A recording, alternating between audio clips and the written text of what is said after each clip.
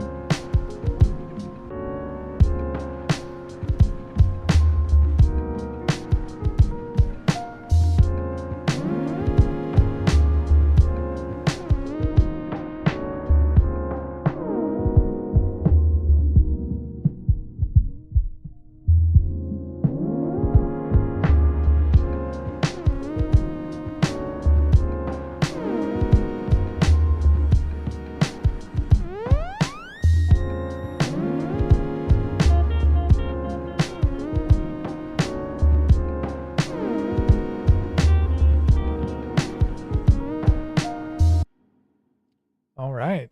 Well, enough of that beat. Let's play a couple more.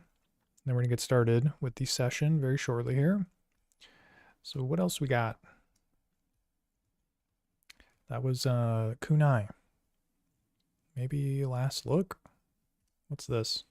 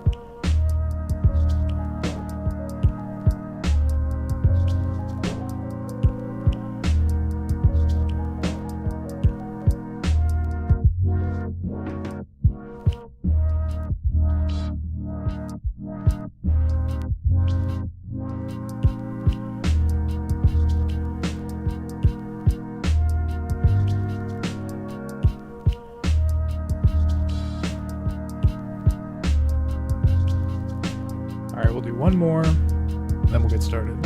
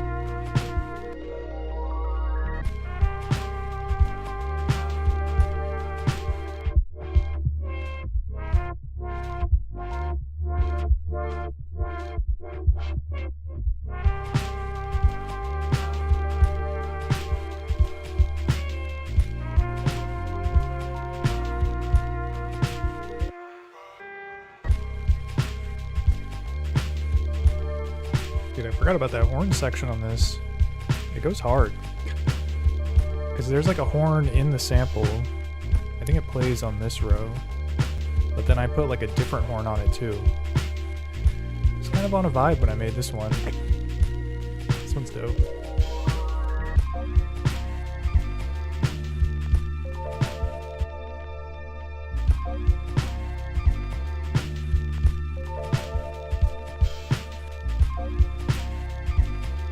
Yeah, this is where the horn comes in, I think.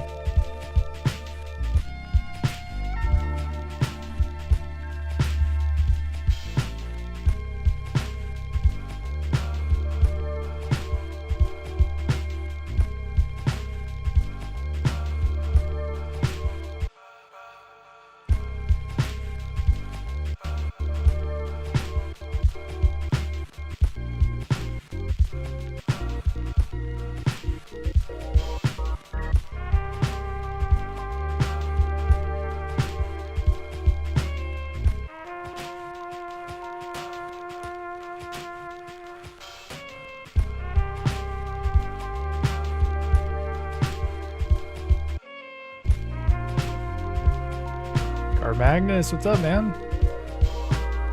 Yeah, this one's hot for sure.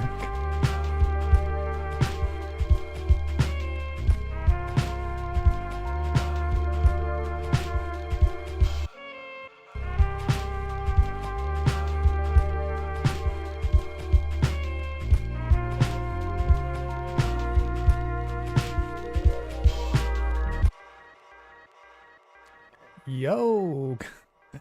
Not a bad way to end it. Chill. All right. So yeah, those were just a couple beats that I'd made on M8 in past days, maybe even past years. No, definitely not past years, past days, past months perhaps. But yeah, I think we are good to get started here.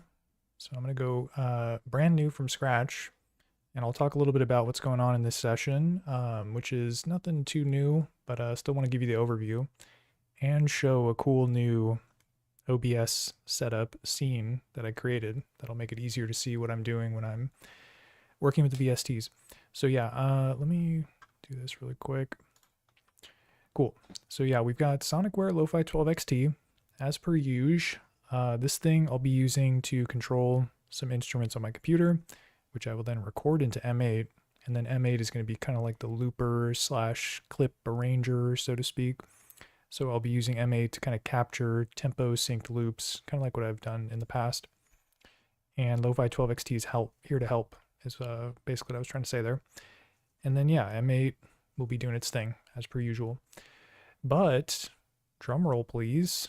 Here we've got some pretty cool stuff going on. Dude, with the Reason stream. Oh dude, is my camera inverted? No, never mind. Dude, check out my solid Reason capture here. Yeah, so basically I got the VST pulled up, classic Jun keys. Dude, check it out. I gotta turn up my input first.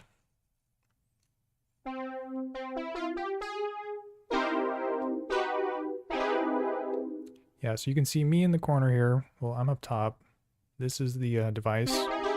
But then yeah, you can see like, you know, all the selections I make and stuff. It's gonna be kind of wonky navigating it using this screen because it's like actually to the left of me. But either way, we're going to power through it, and hopefully it'll give you more insight into what I'm doing on DAW. And yeah, specifically with DAW, I've got Reason up here because I kind of want to mess around with some like insert effects and sort of like take the sounds from Analog Lab, which I've been really enjoying using, and add some effects to them to kind of like jazz them up even further.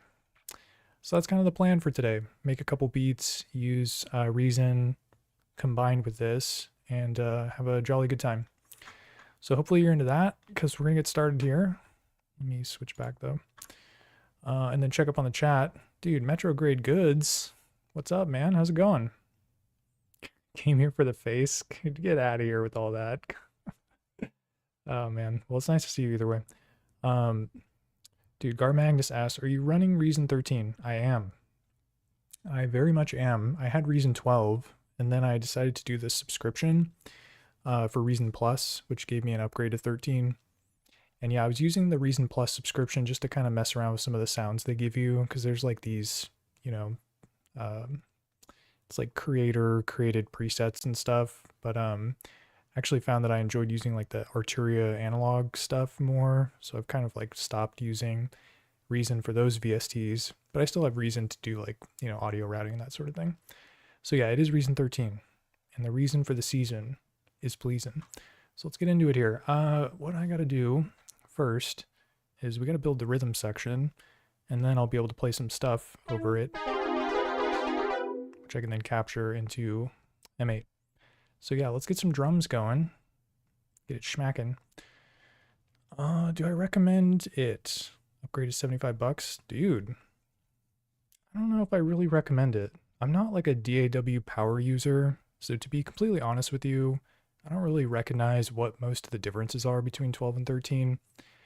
Like I think they added a couple new like instruments or devices or effects or something. Like there's this let me see if I can find it. I feel like before I upgraded to 13 there was not this thing, this Ripley space delay. This thing's pretty dope though. Been having a lot of fun with it. So you do get some like a couple new like kind of insert effects. There might even be some new instruments as well. Like I said, I didn't really pay too much attention to this list. And some of this stuff might be me just having Reason Plus, so it just allows me to have it. But yeah, I don't know, man. I don't think I would really recommend it. It's like a mandatory upgrade, but I don't know. If that price seems right to you, maybe try it out. Or do some research to see what the difference is, because I kind of don't know. Yeah, I don't really use Reason too much, to be honest with you. But yeah, let's go ahead and switch it up here. Man, I need to get one of those things where you push the button and it like changes the scene. That would be dope. Okay, I need to do rhythm section. So yeah, let's get the drum pattern going here. And we're going to start with some samples. Check my snare folder. Feeling lucky today. 88. What's in here?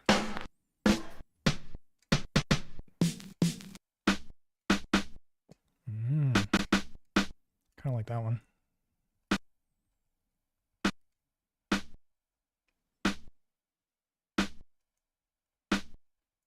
Let's do 86 BPM. Probably switch it up in a second. All right. And yeah, right now I'm just kind of like putting together the sounds that I'll then do like the micro timing and the unique arrangement on. So I just want the basics. Let's do kick next. Just assembling the kit here.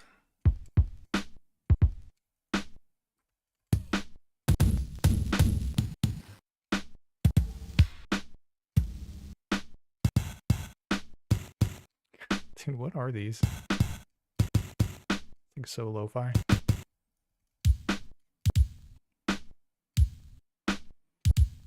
Dude, that one's dusty. Dude, kick 1011. I literally have 1,000 kicks in this folder. It's like, what am I doing with my life? Okay.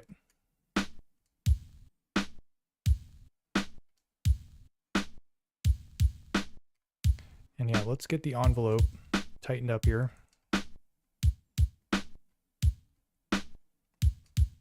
Although I do kind of like that dust on it. I'll keep it a little bit open.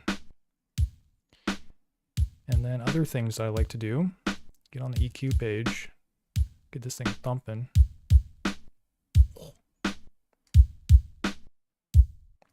Just delete the mids. So get them out of here. I don't want the mids. Not today. Not now. Not later. Not ever. Okay. Dude, Metrograde Goods, wrapping holiday gifts? Dude, that's what's up, bro. Yeah, hopefully I keep you entertained there. Dude, Sonic Ally? What's going on, man? How's it hanging?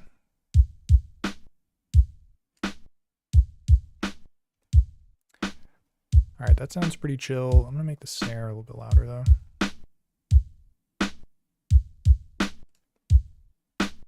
Yeah, we got something going on with the snare. It kind of like... It's like a pop at the end. Here, I'll do envelope on this one, too.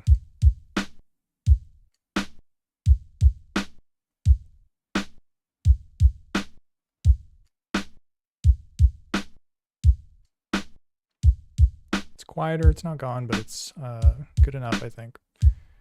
Okay, hi-hat comes next.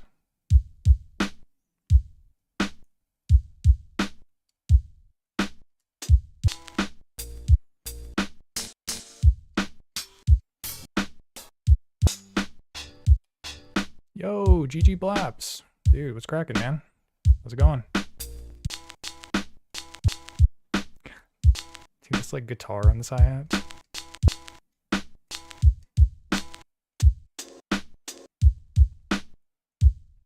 Oh wait, hold on a sec. I gotta do a new track. Okay.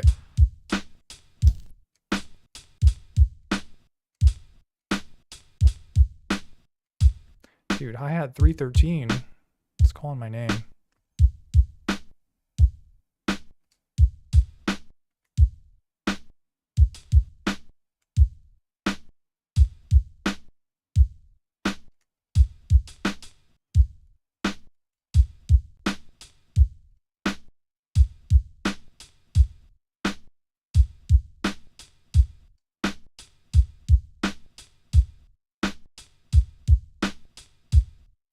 Dude, look at the chat's blowing up. We got Sidesi in the mix, dude. Mr. 842. It's cracking, man. How's it going, y'all? Alright, let's what am I doing here? Oh yeah, so I've got all the basic sounds together. Kick hat, snare. Could probably do open hat. I'll figure that out later though. So yeah, now we're ready to start doing some micro timing. We got a couple options when it comes to micro timing. Trying to think. Trying to pick my poison here. What do I want to do? Dude, I'm about to do the table configuration. That one is like, it's kind of like my go-to. All right, so micro time table. I gotta copy this hop thingy. Yeah, I have a video about this, so in case you're curious about how this is configured, you can always check that out. I think it's called like micro timing methods on the M8 or something. But anyways, so yeah, just gotta paste this table here. And now we can use the table hop command, kind of get things schwangin'. THO, there you go.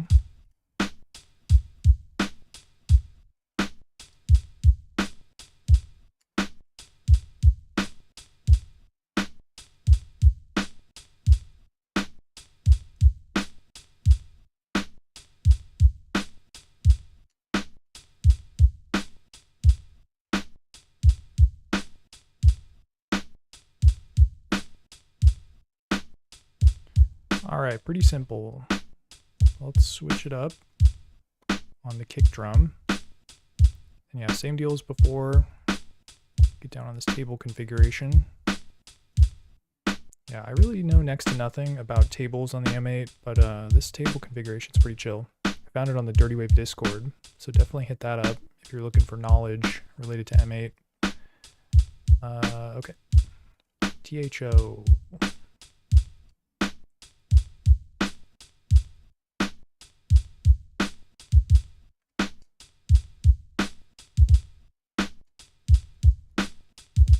Dude, and you can combine THO with DEL, so you get a lot of flexibility in terms of the placement of the note. Sounds kind of wonky. Let me do DL1.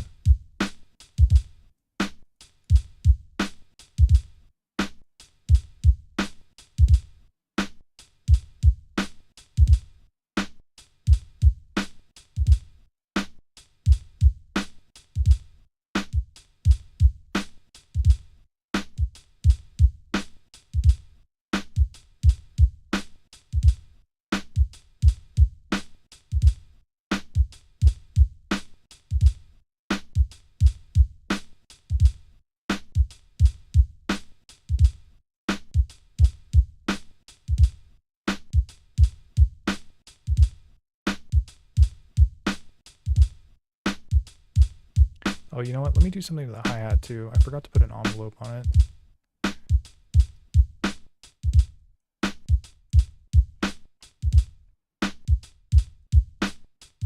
And yeah, something I was trying to figure out is how to like modulate the decay of the envelope so it could kind of like open and close. I feel like I almost figured it out, and then I was like, I got kind of lost. Let me see. I think if you do mod time or mod rate. Oh wait, I think I have to do it for this one. I always forget if it affects the one behind it or in front of it. Let me see. Mod rate.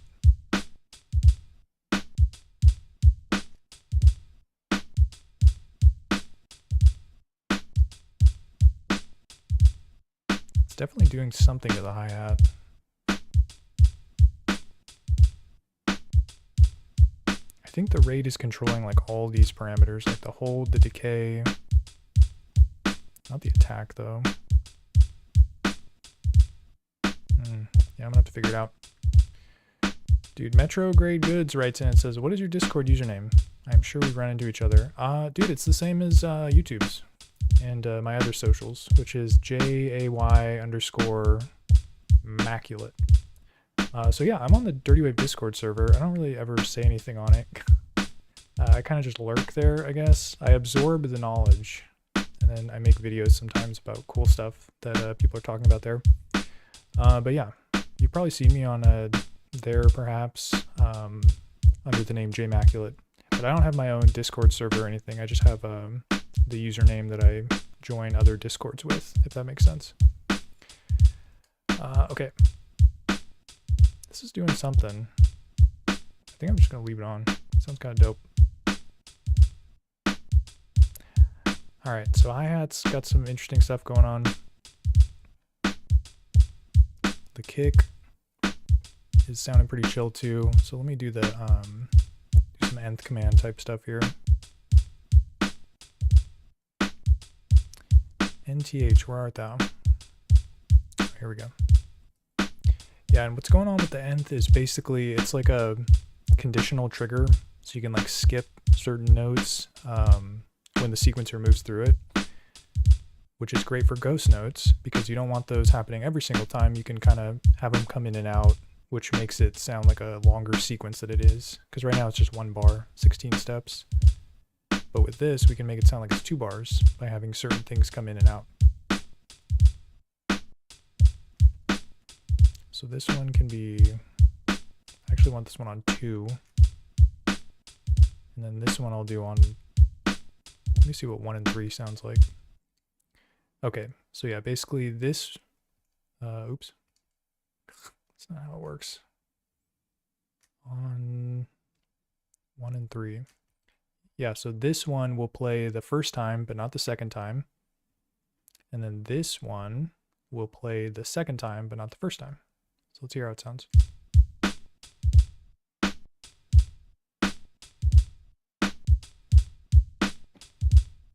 It's not bad. There's a lot of space, which is pretty cool. That works out for like a lower tempo beat, like 86. Not too low though.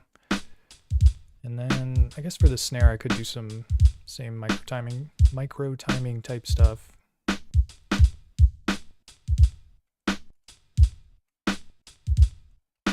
THO, there you go.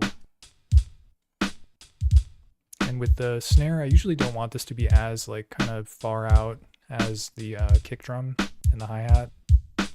So with this I'll do very subtle, maybe like 0.9, 0A.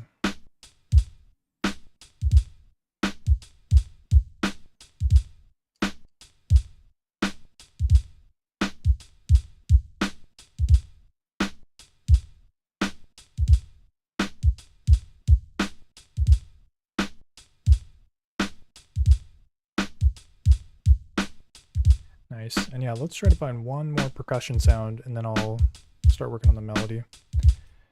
So what do we need here? I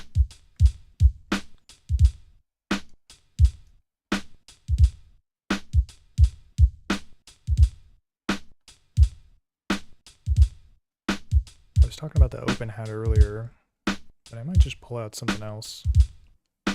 like a shaker, or maybe rides.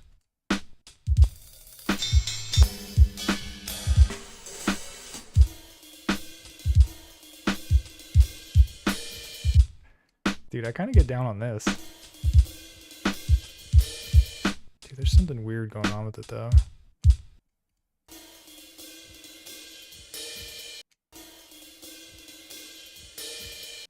Yeah, like the right channel is like messed up, which kind of sucks, but we can mono mix it. And yeah, the mono mix command on the sample edit screen basically just takes the left and right channel and sums them. But you also have mono L and mono R. So yeah, if I do mono R, you'll hear what I'm talking about, I think. Yeah, like what is going on here? I know, sorry, I'm being the sample detective here, trying to solve this mystery. Let me do mono L. Sound a little cooler in stereo, but I'm chill with it. And then I need to save it to my test folder. And I'm being very organized now. I got dates for my folders, so I know what's what. So I know what samples are associated with what session, which is pretty chill. So let me dial that in here. 12, 2. All right, so we've got this ride sample. I got to figure out how I'm going to incorporate it. Let's just start with the quarter notes, I guess.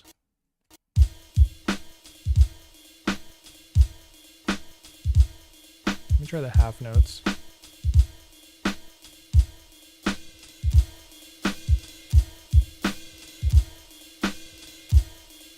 All right, back to the quarter notes. So yeah, one really cool trick that you can do with percussion loops, or just percussion samples in general, is you can use the start command to kind of like slice the sample without ever setting any slice points. So let's see.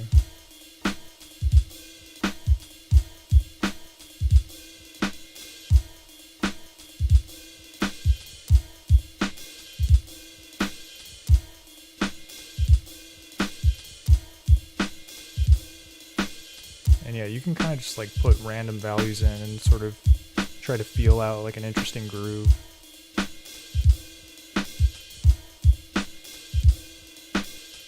Oh, whoops.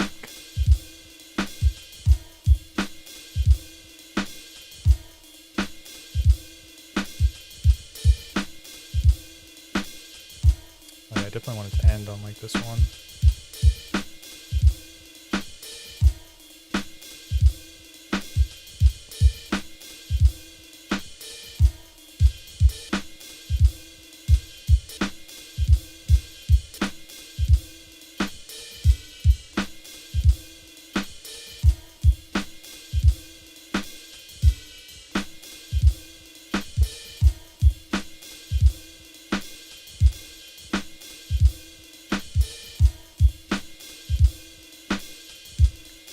Dude, Sidesi writes in and says, Ride gives it a jazzy swing.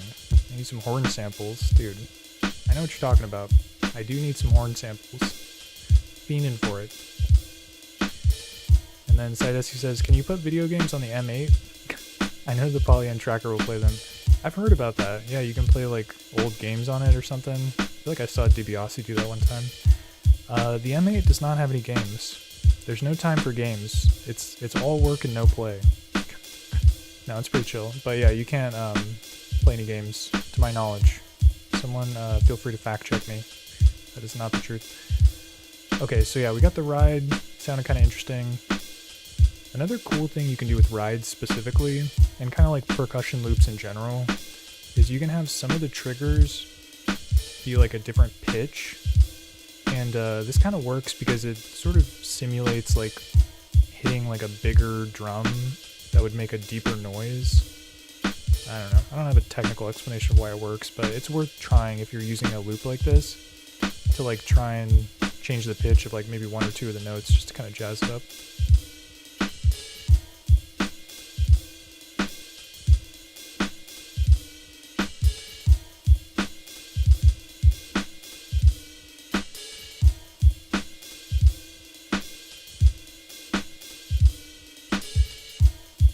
Nice, that sounds sick. And yeah, you could do all kinds of wild stuff, like put like commands that like reverse the sample at certain points. Let's see what this sounds like.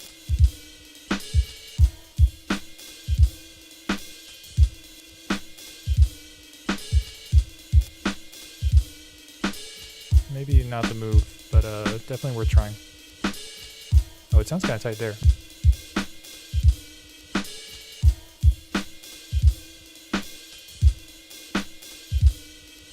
And there's other like sound shaping you can do as well. Filter, degrade. Nice and crunchy. Yum. One sounds tight.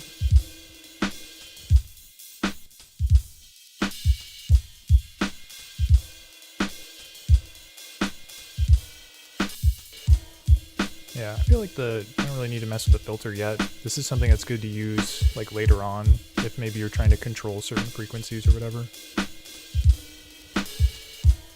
Oh, I probably do gotta turn it down though, it's like pretty loud.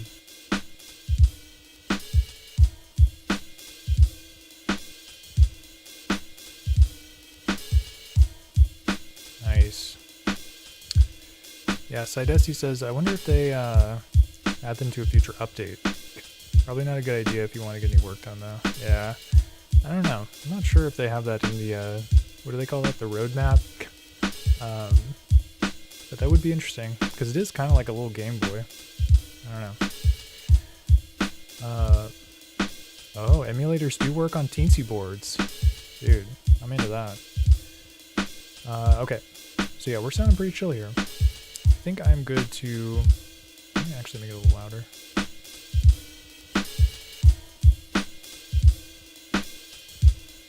Alright, so we're good to start working on Yield Melody. So I'm going to blow all your minds by switching my stream here.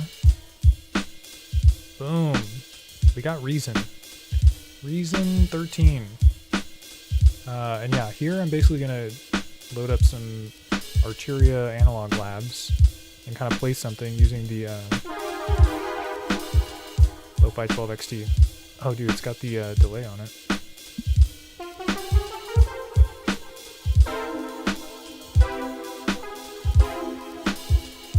Yeah, I don't have any knowledge of music theory, but luckily, I don't need that.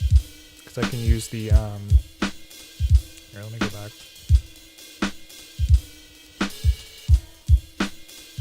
Get out of here. Okay, I can use the scale and root note tools to select a scale on this tiny screen. I might have to zoom in to see it.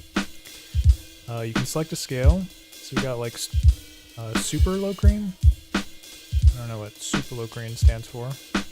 Major blues.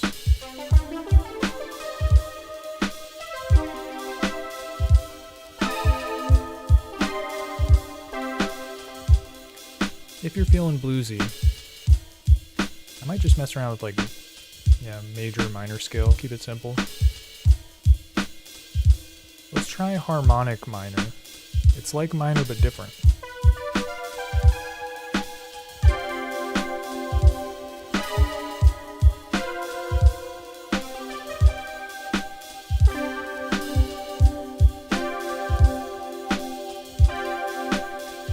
And then I kind of just press random buttons till it sounds cool, as any good musician should.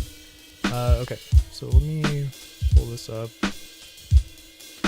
Alright, let's get lost in the sauce here. I want to turn off the delay really quick. Bypass. Back to Analog Lab. I gotta find something cool here.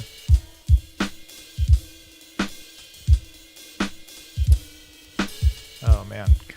I gotta try it out. I'm a little skeptical, or not skeptical, I'm nervous about committing to learning how to play piano for real, but I'll probably do it someday. Okay, let's see. What do I want to do here? Let's do electric piano. Get some Rhodes in the mix.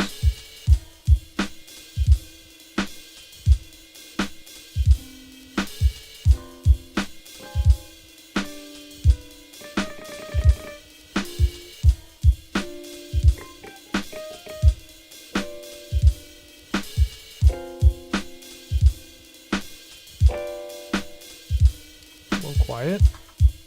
What else we got?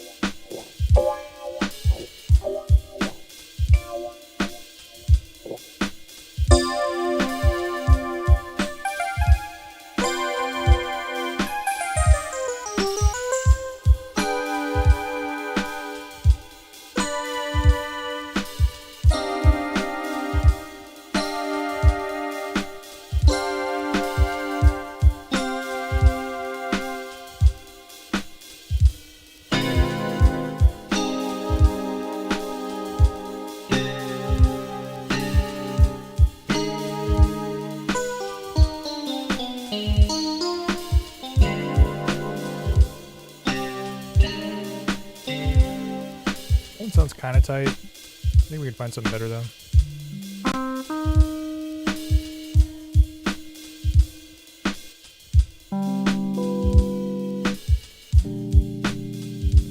Yo, this one sounds smooth though.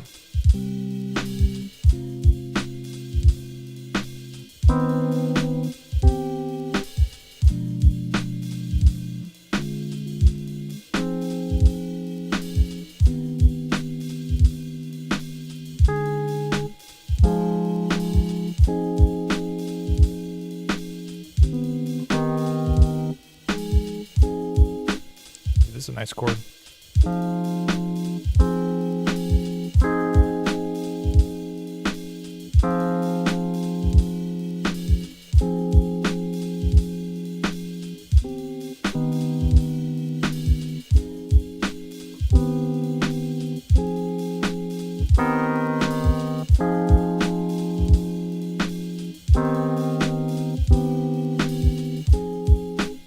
Let's record that in. That's pretty simple. Okay, so we've got a fun workflow here. If you don't know, you're going to learn. Okay, so you can do record. Turn this down to C0. And yeah, basically in the sample edit screen, which is what we're in now, where you would record samples normally, you can change this parameter, the song parameter, and this is basically going to queue up what's in the song page on the M8, and then the recording will start. Well, you can choose to have the recording start at the exact same time as the song starts. So what you're recording gets synced to the M8 song, basically, the recording does. So you have to turn arm to 0 so that it's not waiting for a threshold. It just starts recording, same time as the song plays. And then yeah, from here, basically I'll just be able to jam along with the song, and then I'll have a tempo synced recording of whatever I played, which is what now again? This one, that one. Very simple.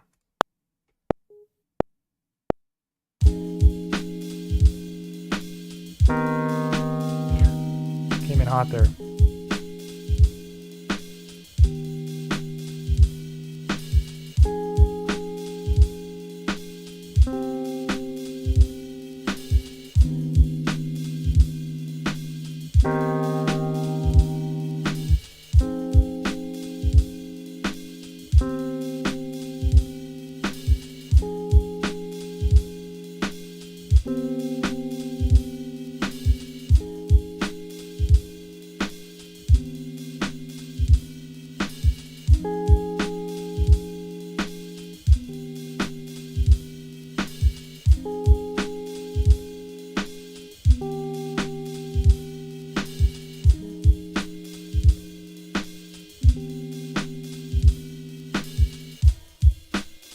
Nice. So I think I got a couple good takes there. And it's good to let it kind of play out a little bit so you have some tail end to the sample to end it. So yeah, what we're looking at right now is the waveform of the recording I just did.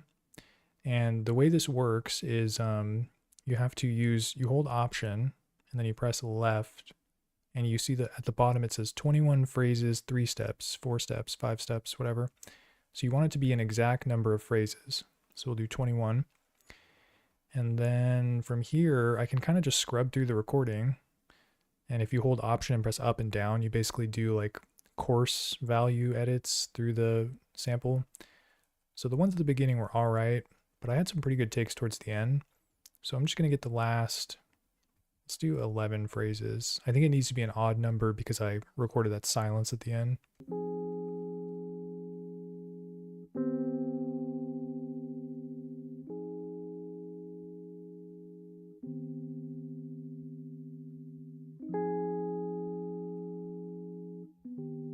And I was messing around with like different voicings.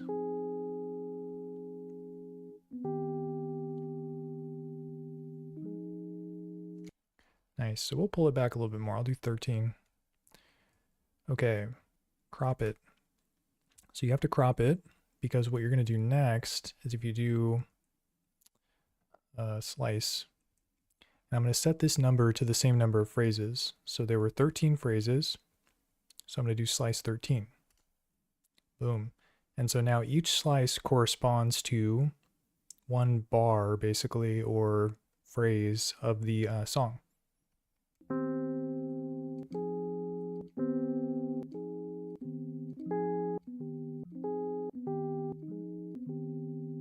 And yeah, when I'm sequencing it, I can kind of summon or call upon any of these phrases or slices for any of the phrases.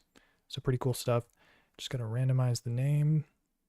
Spatial oval. Interesting. And then save it to my folder here. 16-bit it.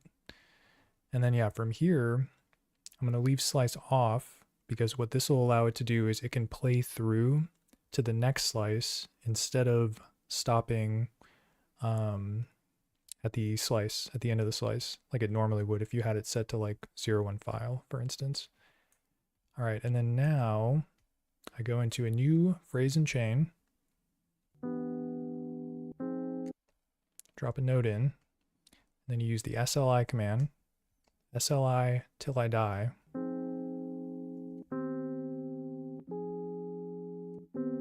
Oh crap, I forgot to normalize it. Normalize, I say. Okay, so it should be louder now.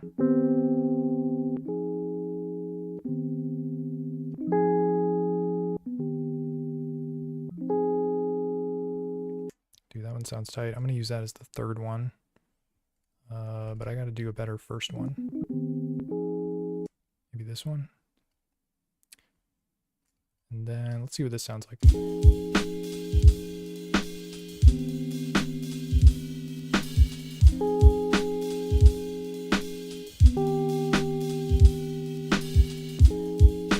And the 0-0 is in here, and it just allows it to continue to play through. But I could put a slice there too.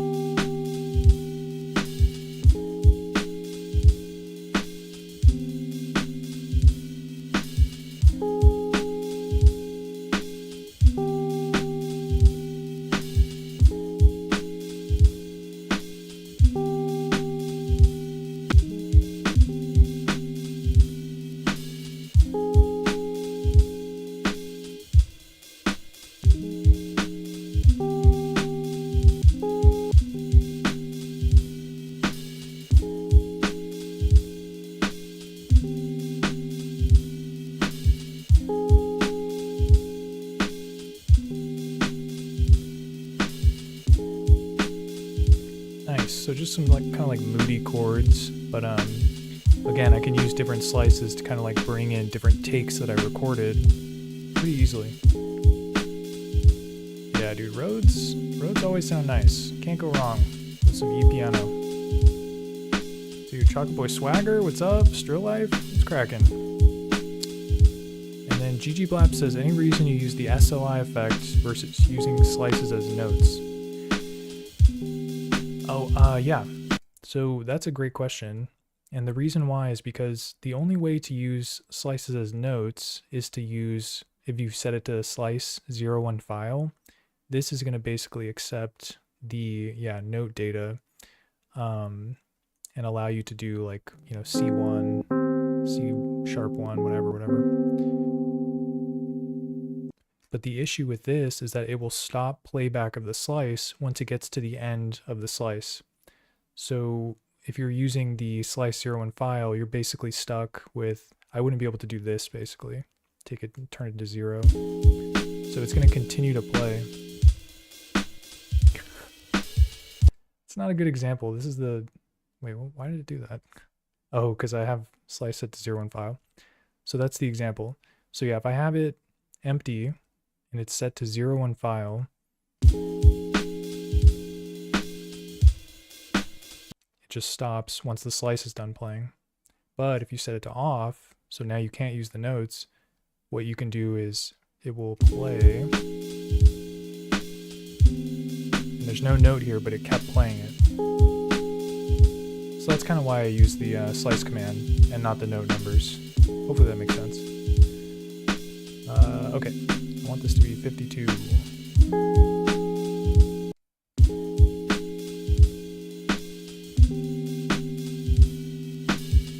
Nice. Okay, so what else do we got? I mean, I still have the E piano up. Dude, maybe we can mess around with some effects on it. So I turn off the delay. But it might be nice to play something with delay on like the higher end.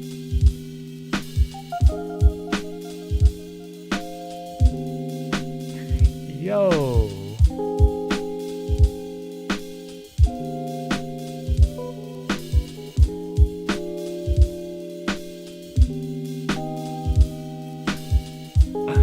Dude.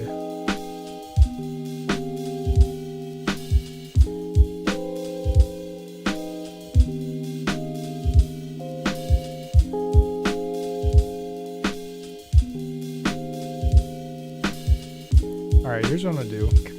I'm just gonna play like kind of random stuff on top of it and see what sticks. Because the cool thing about this type of recording is that you can just record a super long take and you just slice it and use whatever part you want. So it's okay if we've got some bad takes in there. So I'm just gonna kind of jam on it, I guess, and see what's what. So yeah, just have to go to sampler, record. Definitely want to play this one. Delay sounds nice. Okay, start.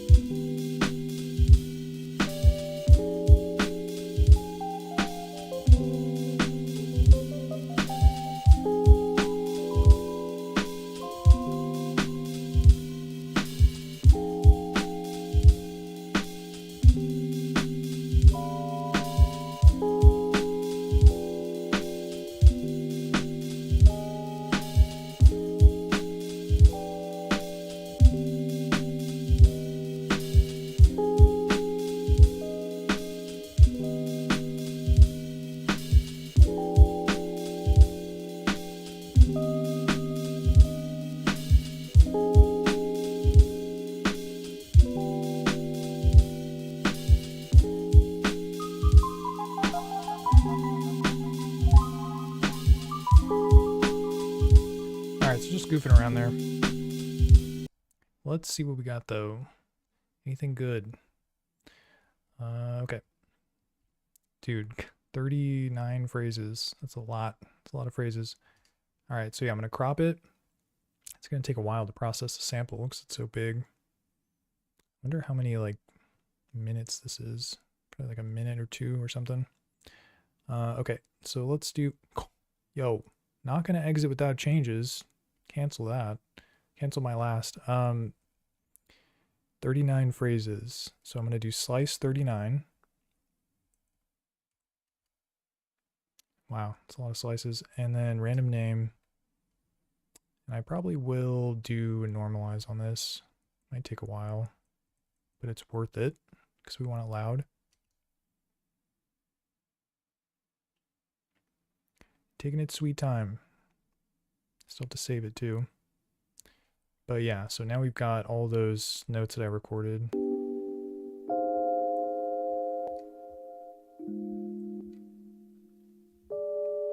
And they're not all winners, but I just have to find like a couple that work with the sequence and we'll be chilling. So save it. This part takes the longest. Checking up on the chat though. Dude, music says an ARP might sound nice too. We'll get to that because that's a great idea. Okay. And then yeah, same deal as before. Slice is off. And then I will put some notes in. C4. Somewhere around here. And then SLI.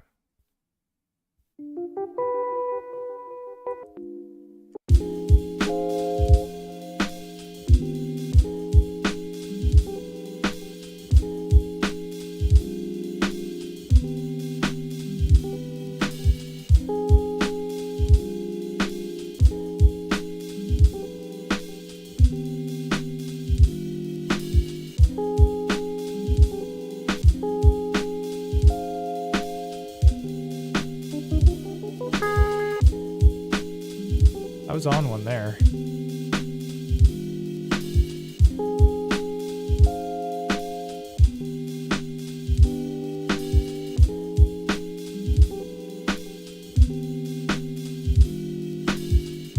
This one sounds kind of wild. I might have to change it.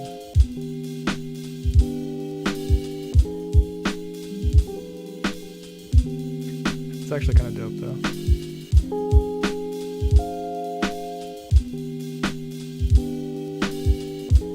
Okay, so you will notice though, when it goes from this slice to this slice, there's kind of like the audio gets cut off. Here, just take a listen. So it's when this slice plays, it kind of stops the previous one.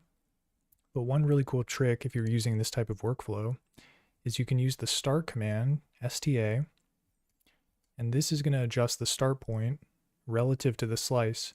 But the cool thing is, each slice is one phrase, right? So if I do start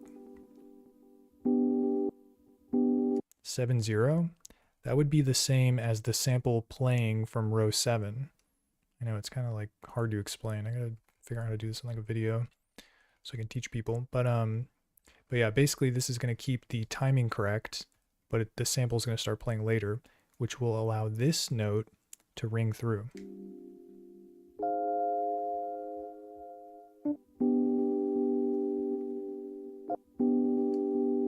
Yeah, there is kind of a wonky note here that I gotta get rid of.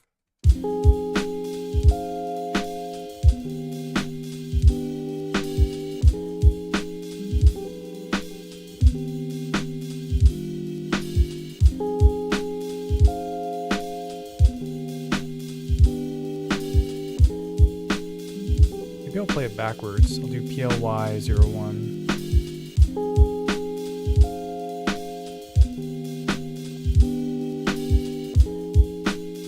Maybe I could start this on 8-0.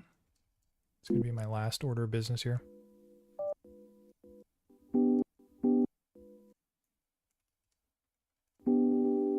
There we go. Okay, let's see what this sounds like.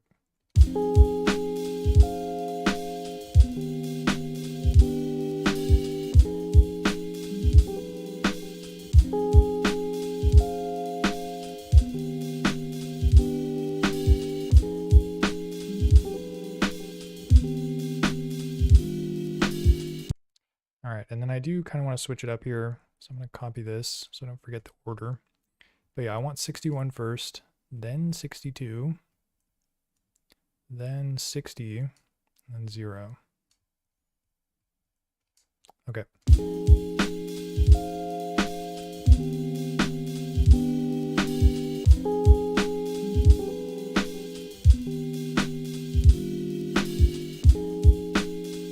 Schmoob.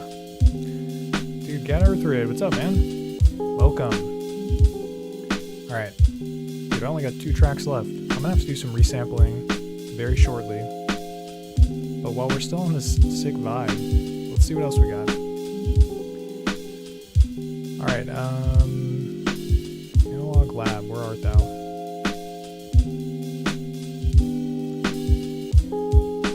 Add instrument. Oh man.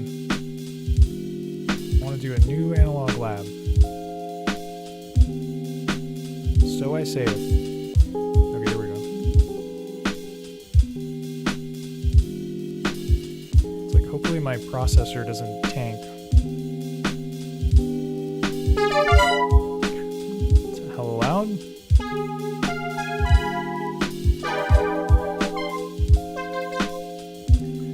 Okay, let's find some other instruments.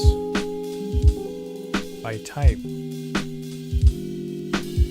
It was mentioned earlier that ARP might sound sick. Let's see if I can find one. Is that a lead? Solo, poly, plucked. Oh man, I think that's just a way you play it. I'm not that good at that. Oh, here we go. Arpeggio.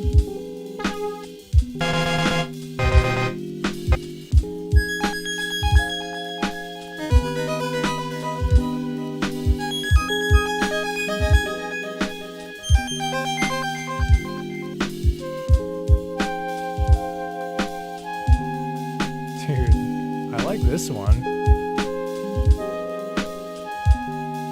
Sounds like a dope flute or something.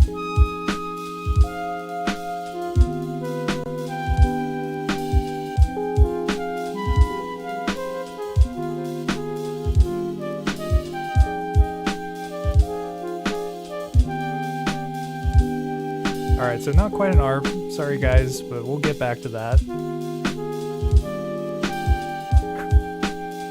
Sounds hella sick.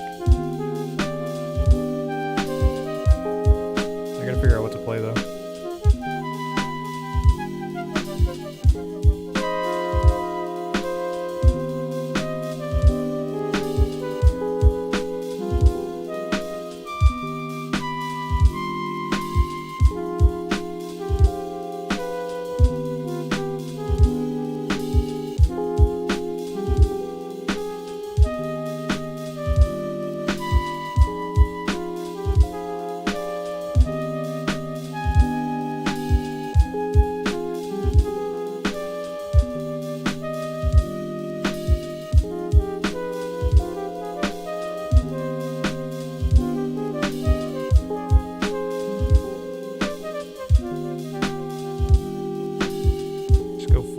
Solo on it.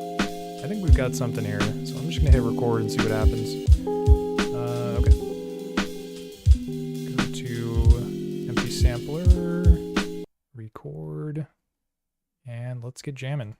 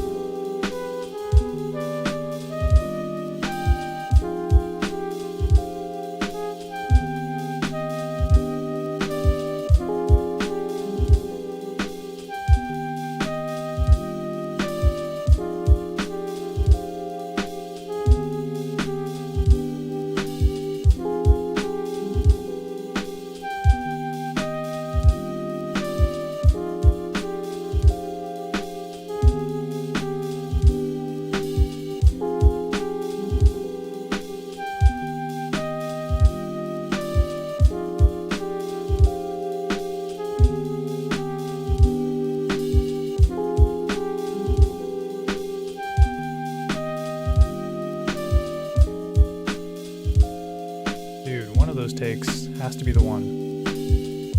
Yeah, gotta stop it. Okay. Man, can't really glean much from the waveform, but I gotta do my thing first, which is set it to an exact number of phrases, 21. And now I can bring this part up. I feel like my last few takes were pretty good. Let's start it at 9 and see what happens.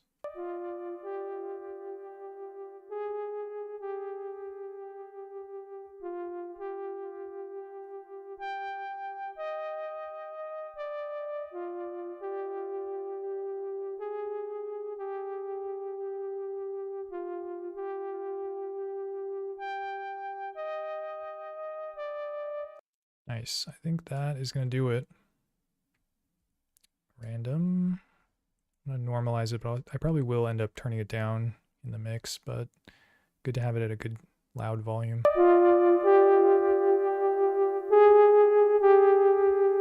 Nice. Mary Lava. That's quite a fitting name. Oh yeah, and then I have to slice it as well. So we'll do slice 09. Save it.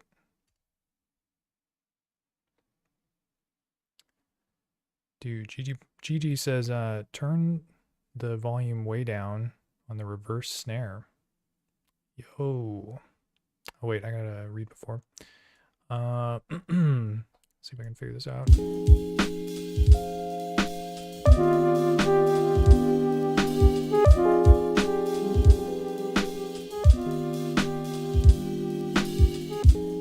Slice.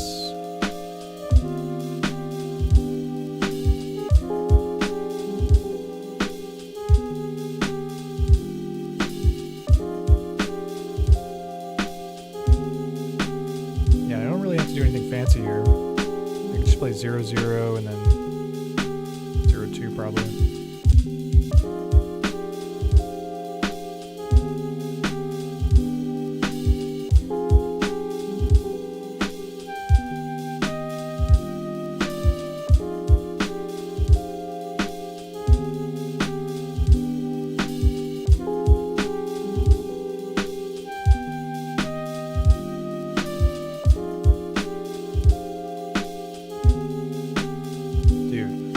This instrument is, I'm gonna put like a heart symbol next to it so I can remember it.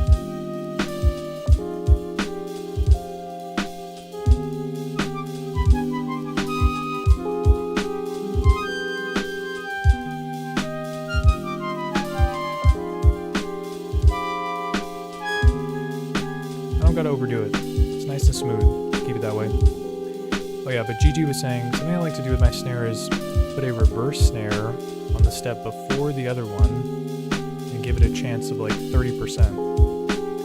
Works well on moody beats like this one. And then turn the volume way down on the reverse snare. Let me try that, dude. It sounds dope. Okay, so the snare is on 10.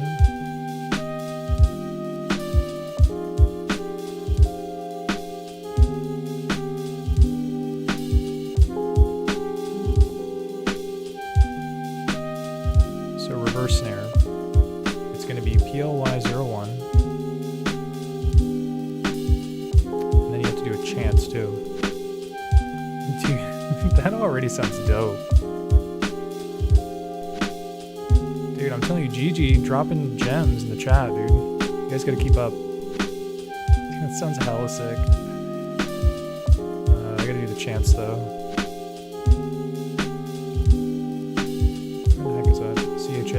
Yep. Then he says chance of 30% or something. So this would be left. And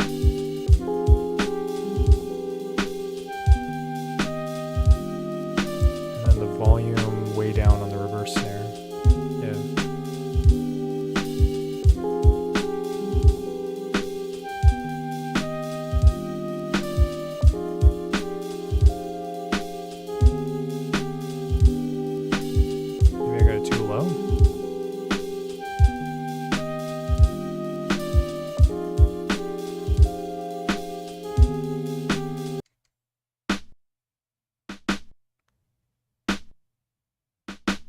Oh, it's not playing in reverse anymore. Oh, because on the right it's 0%. I have to make the right 100%. I'm like so not familiar with this command. Here we go.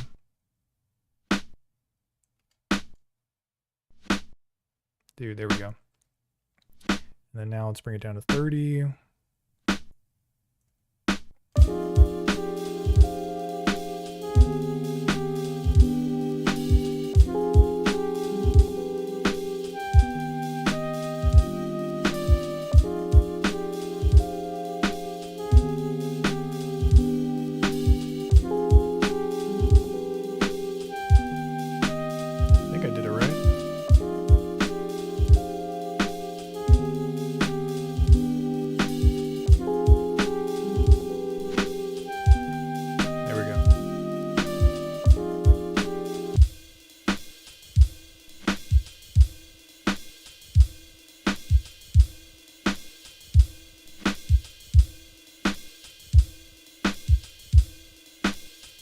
Nice. Dude, solid tip.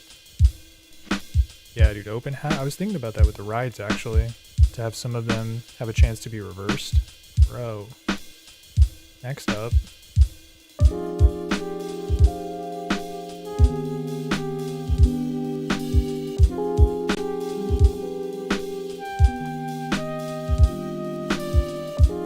yeah, this one is reversed. Alright, same deal as before.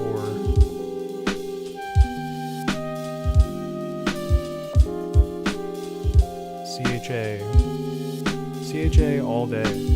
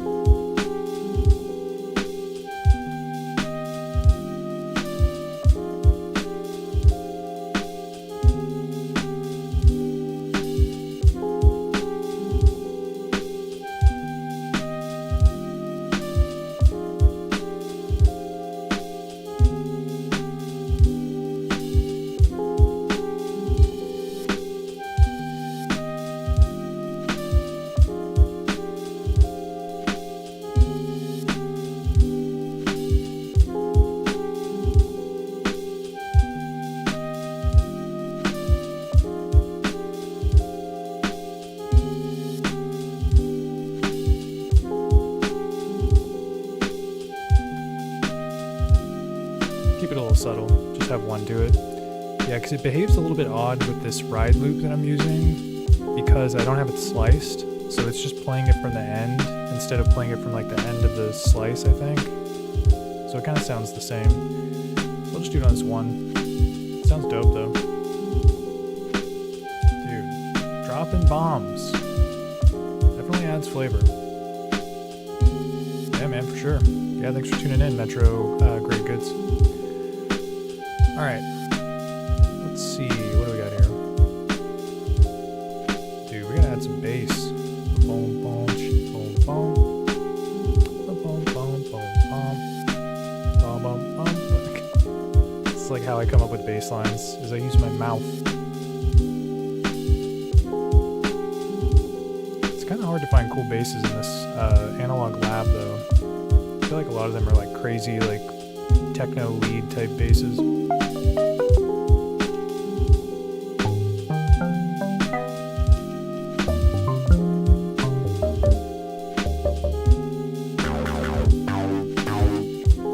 What I was looking for.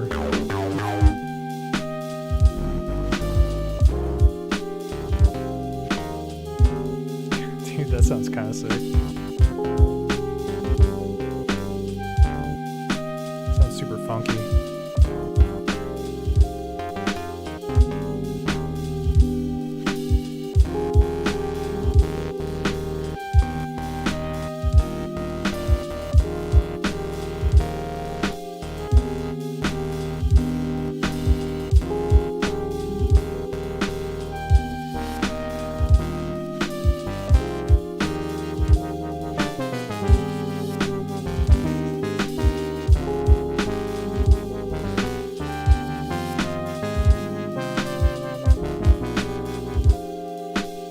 I'm not sure if I'm good enough with the knobs here to actually get to sound right.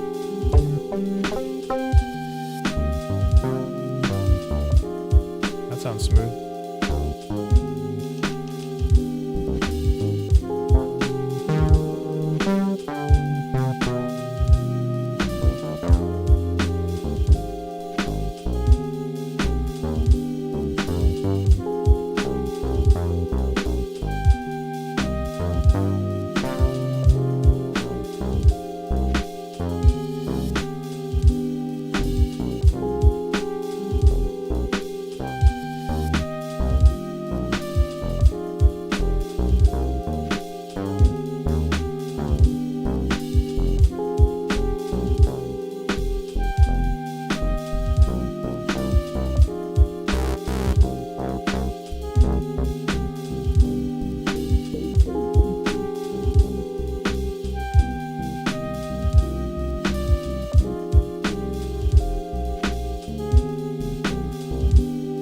Oh, dude, I have all these effects from Reason that I could use too. So let's try that out.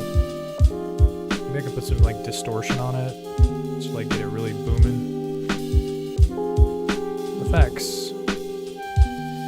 Retro analog transformer? Maybe not yet. Pulverizer demolition. I feel like this is the one that I was thinking of.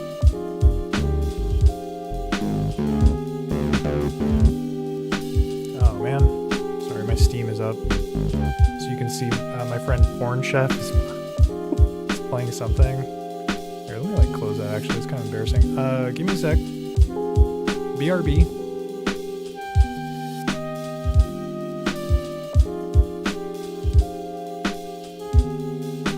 Alright, back to making music.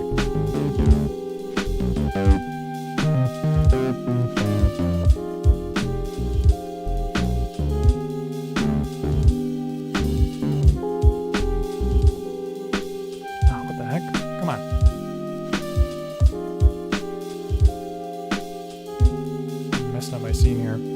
Okay.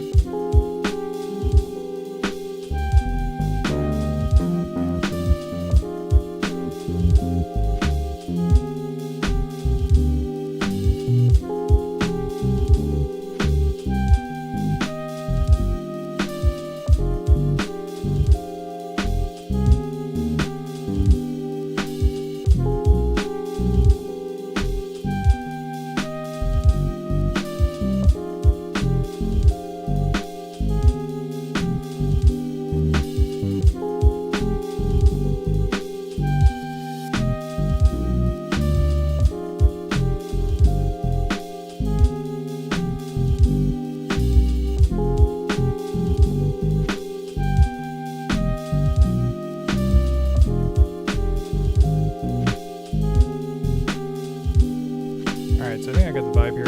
Oh, whoa. So let's do blank sampler. And see if we can jam something out.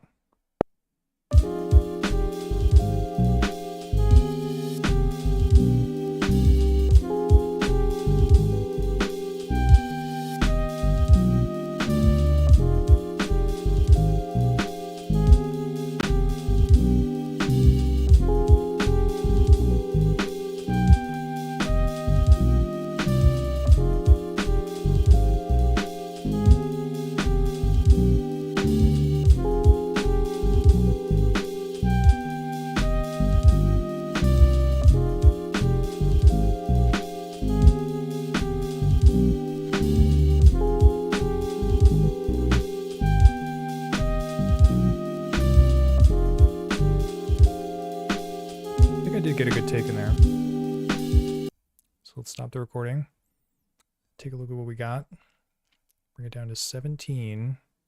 Crop it. And then let's see here. I feel like one of these last takes was pretty good. Might just do 9. See what that sounds like.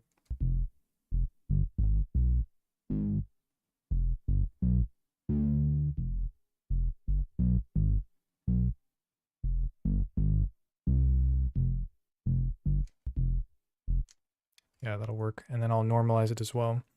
Nice growly bass for my moody beat. Where are we at here?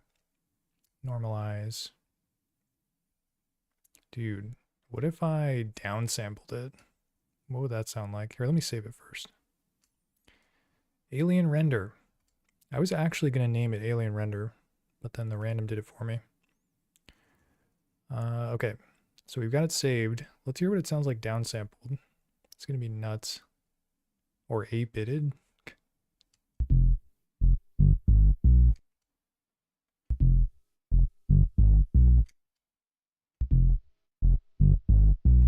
Let it ride.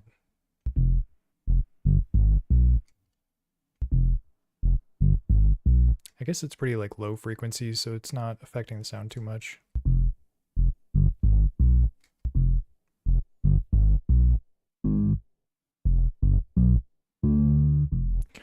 Yeah, there's that 8-bit sound. Okay, I'm not going to do that. I need to slice it though. And I said 9, so we're going to do 9. Save it, overwrite. And then, yeah, let's put some notes in the phrase and get it going here.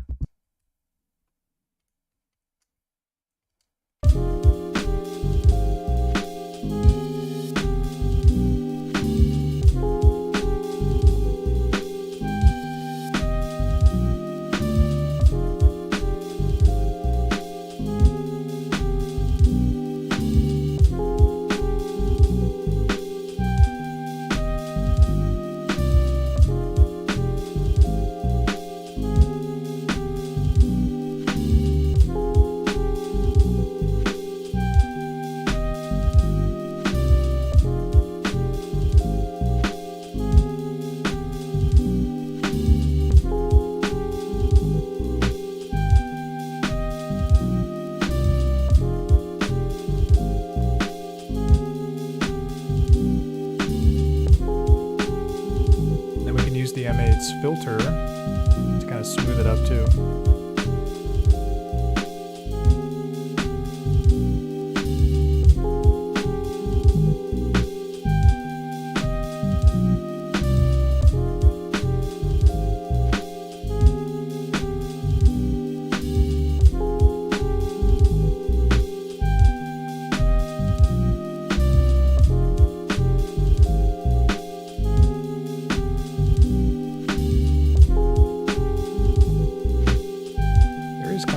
Click or pop that happens when it gets to this slice though.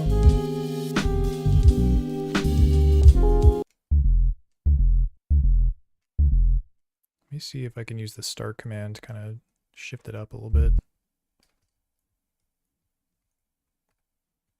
Like so.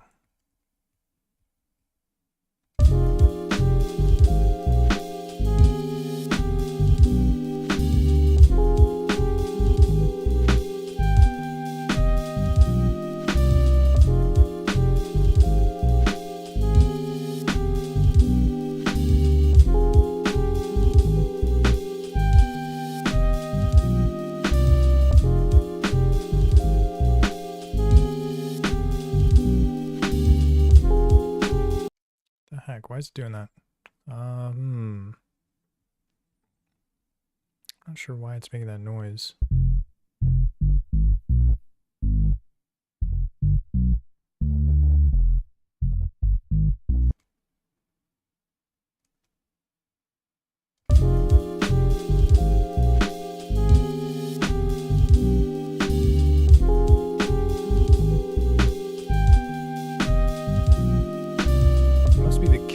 Playing at the same time as it.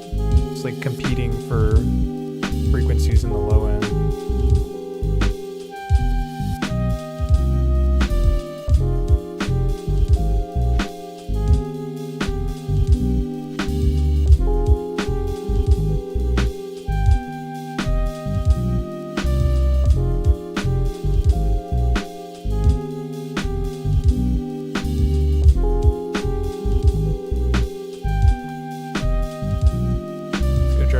Okay, so we're gonna do some sidechain compression. So I got to go to the kick drum, I think. Or no, I think I go to the bass sample that I want to be ducked by the kick drum. Then you go up to the mod page, and from here you want to set a specific type of envelope, which is called the trig envelope. And this is basically an envelope that activates when another sound triggers. It doesn't have to be a sample too, it can be any sound on a track that can trigger it, or any note on a track, I mean. So that's what the source is. That's going to be what activates the ducking. So let's set this to the kick drum, kick 1011. Destination is volume. And so you can see the bass is already gone. So I have to decrease the ducking of it.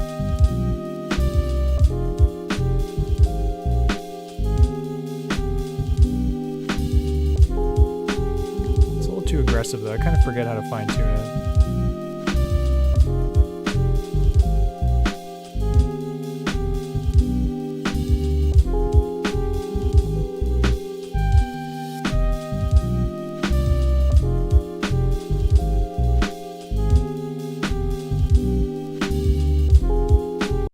know this is the culprit, so let me just set this to loop.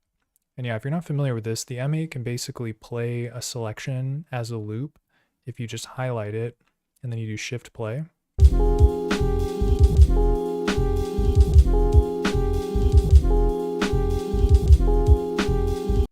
Dang, maybe it's not this slice that's the problem.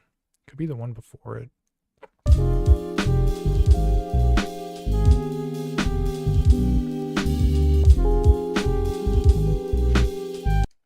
Let me do, yeah, okay. So if I just straight up delete it, does it still make that thumpy noise?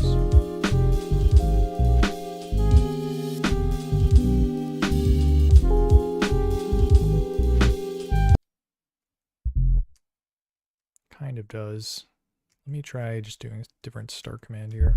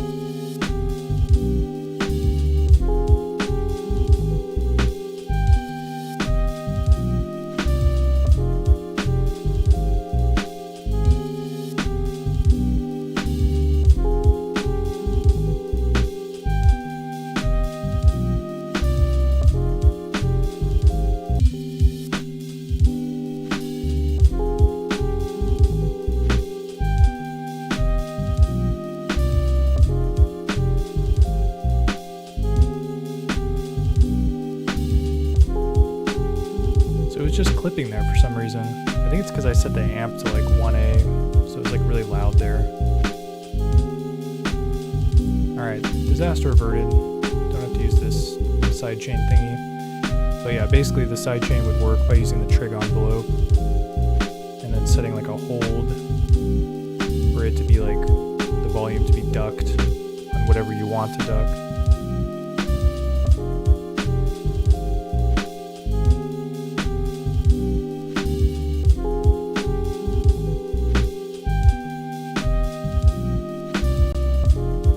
I can keep it on there. It's good to not have them clashing with each other.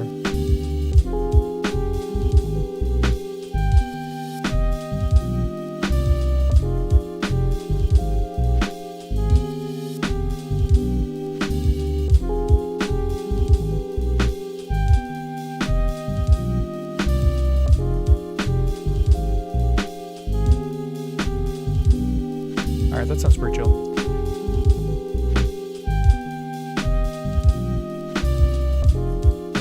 Saying MS-20 instrument does some chunky analog bass. That's what's up. I gotta look for that. Dude, Gad Earthrid chomping on this number 1 from In and Out. Dude, tasty burger and fries. I'm jealous. I'm getting kind of hungry over here. But we gotta eat some beats first. And uh-oh, I'm out of tracks. So this is why some folks out there like to use 2 M8s. Because you get twice the polyphony. But right now I'm stuck because I have all the tracks going. This is like the... Yeah, so track 1 is the snare. Or you know what? I could probably combine the kick and the snare tracks. Let me try doing that.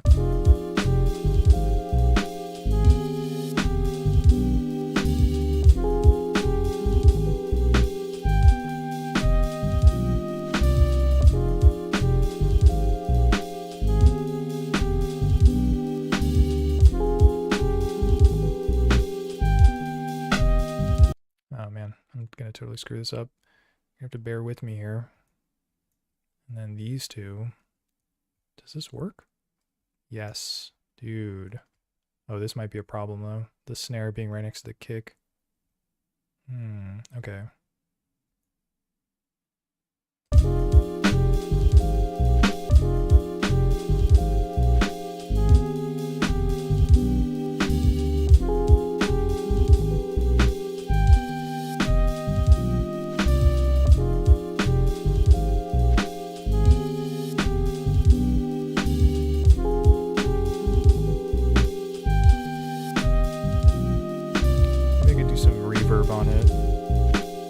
let it kind of breathe through.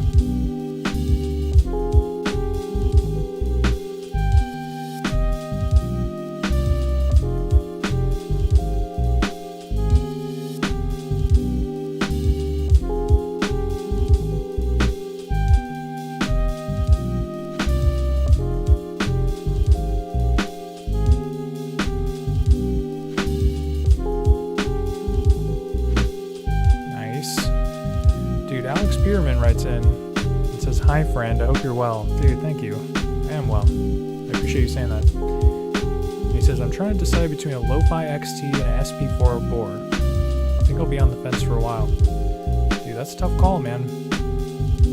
That is a tough call. I was gonna say, let me bring this down.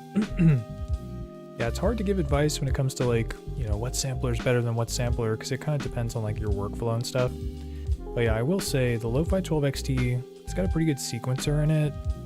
And that's like one of its very big strong suits. The pads are super easy to play too. Going chromatic mode with this thing is like super duper easy. But the SP404 Mark II, it's pretty good at doing like sampling, like longer samples in stereo. Like the max this thing can record is like 40 seconds and it's only in mono. So I don't know, it sort of depends on like, I feel like with this, mostly it's a question of like whether you're okay with some of the like limitations that are on it. Whereas with the SP404, it's got like a lot that it can do, but it's kind of like a weird workflow, I guess. I don't know. I don't really know much about making beats on the 404. I usually just use mine as like an effects box, so probably don't have too much good advice for you, but yeah, man, definitely continue to watch other people create and see if what they're doing inspires you, and then from there you can probably decide whether you want one or the other, or both. Who knows, dude? I mean, I have both, and they're pretty fun. Okay, let me bring this back up. Whoops. Okay. Alright, so we successfully liberated track 1. It's now free for us to use.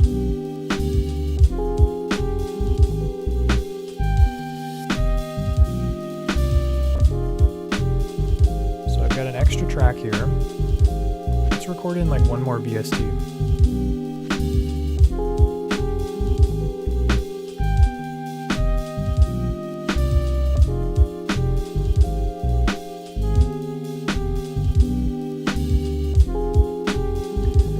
Alright, what else do we want? That was the bass.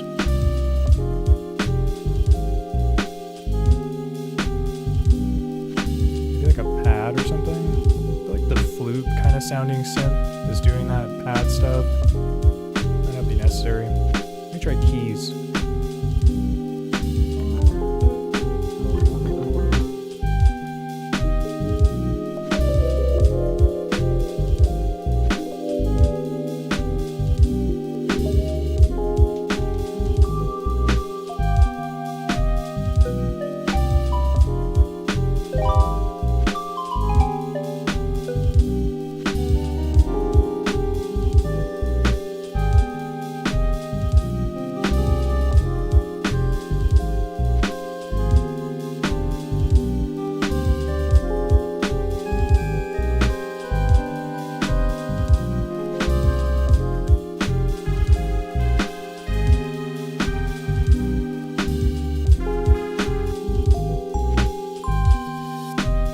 Hard to go wrong with the Glock.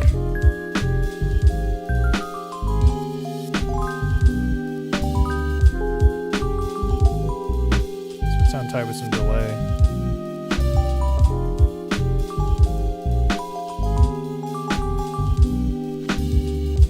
Let's drop in the space delay.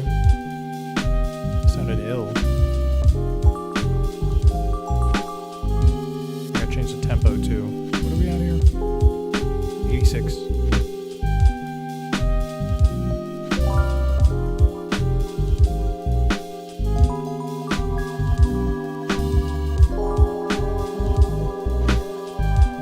It's a little bit too much.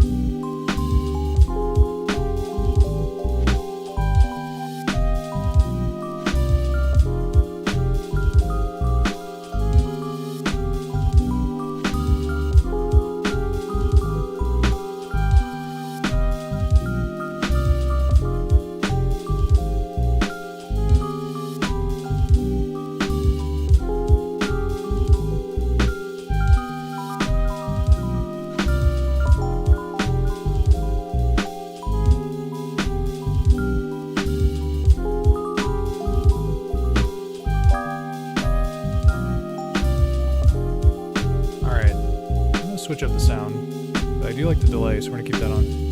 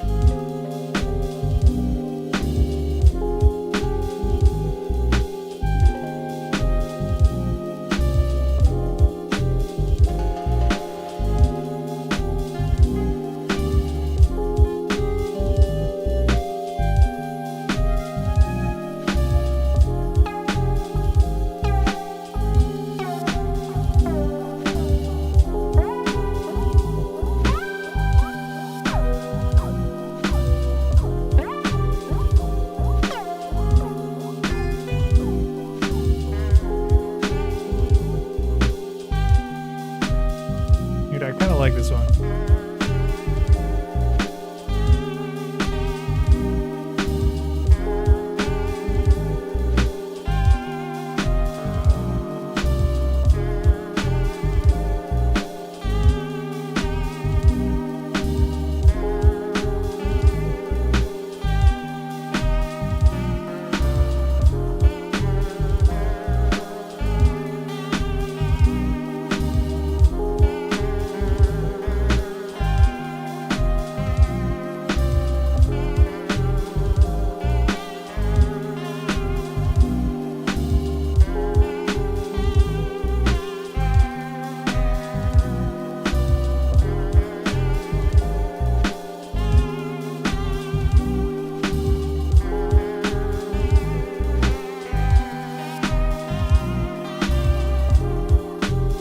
Should be able to jam something on it. So let's just get it queued up here.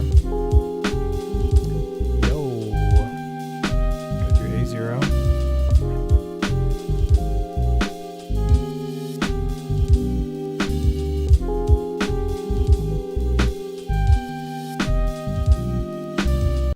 All right, record it. I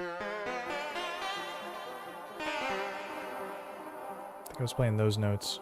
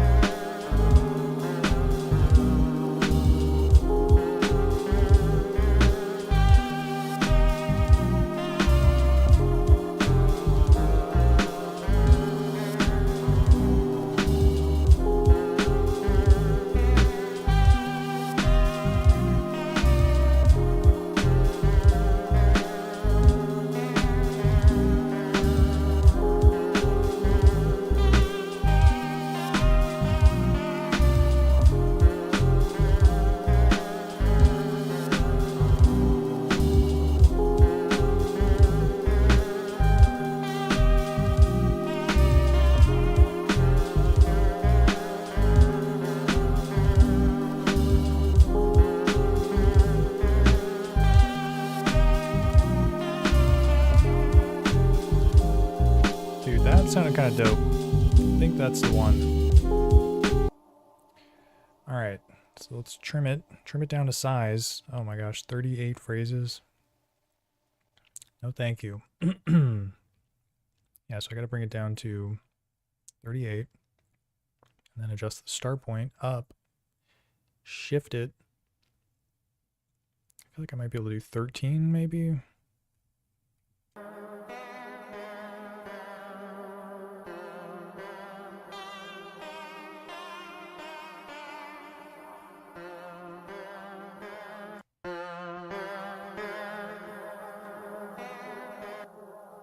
Maybe 14.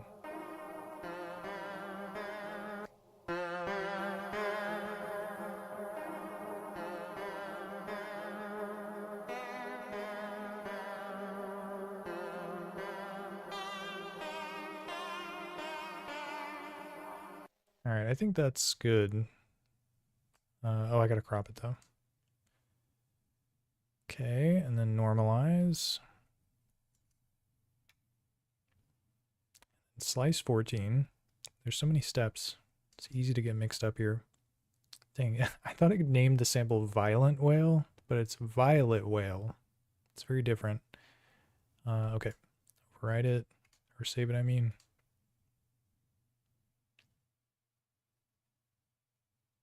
Nice, and then just like before, drop some notes in the phrase and have a good time. So SLI.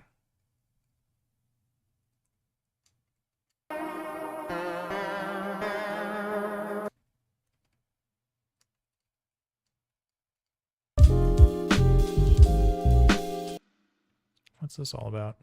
Oh, dude, it's on chain 0, 0. Oh, man, totally screwed this up. Okay, A0. Paste it.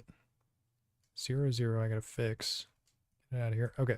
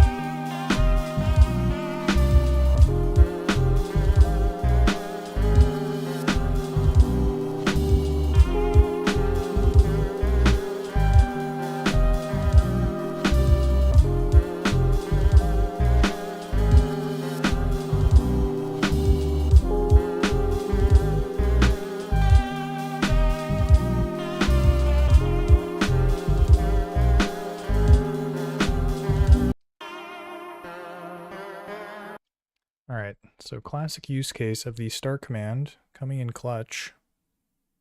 Copy and paste this to number 4. STA 40. And then this should sound a little bit more smooth.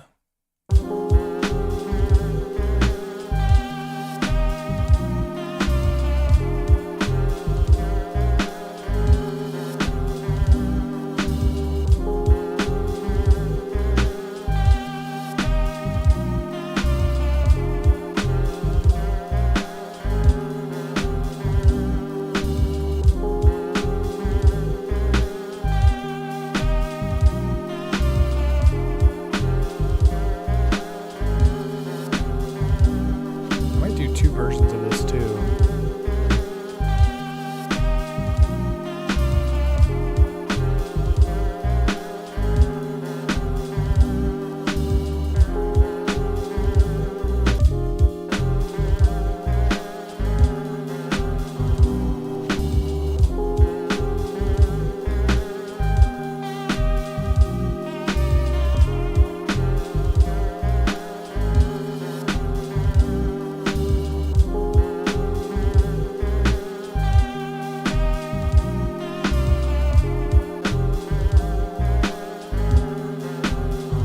To add some reverb or delay so it doesn't like choke itself out so much.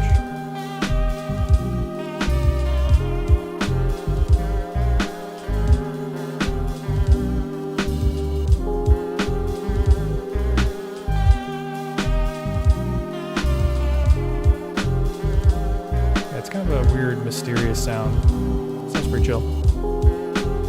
Dude, GG. Thanks for tuning in, man. Catch you later. Dude, Cat Earther knows what's up. Dragonberry flavored zigzag blunt wrap. That was exactly the vibe that I was going for. Alright,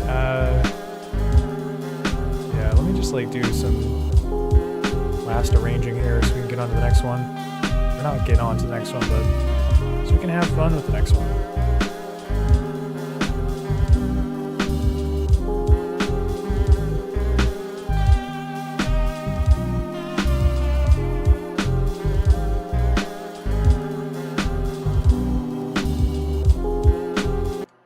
Okay, so I'm going to copy and paste this.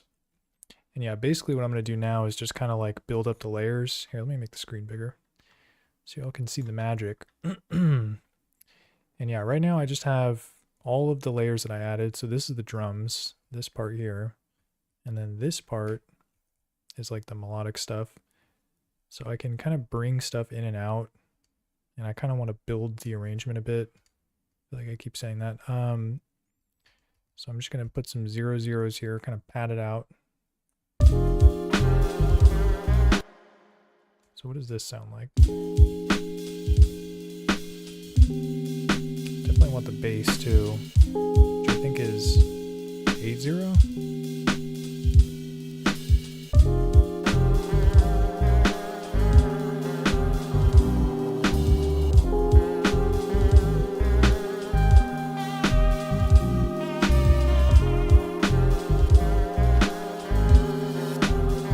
Let's see what this is like.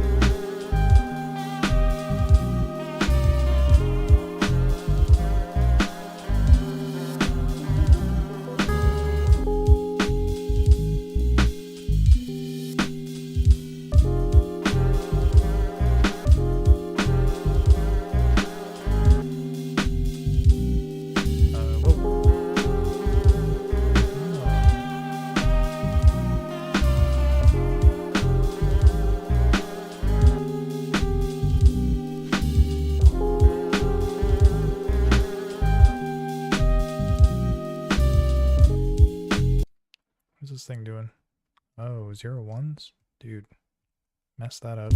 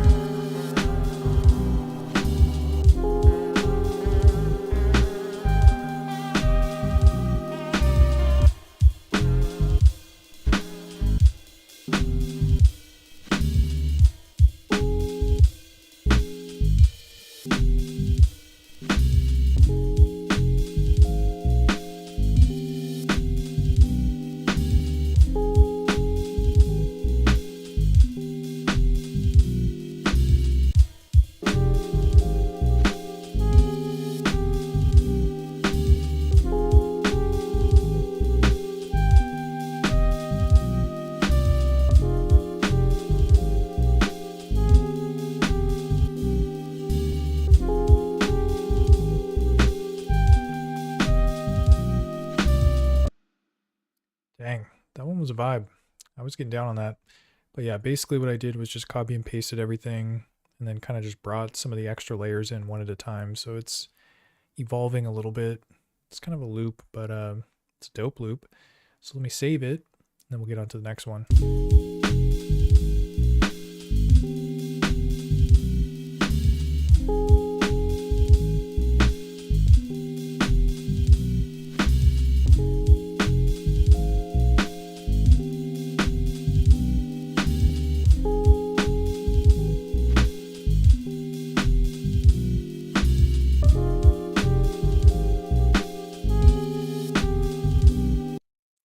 All right, on to greener pastures. I'm gonna hit new, and we're gonna get started with something else here.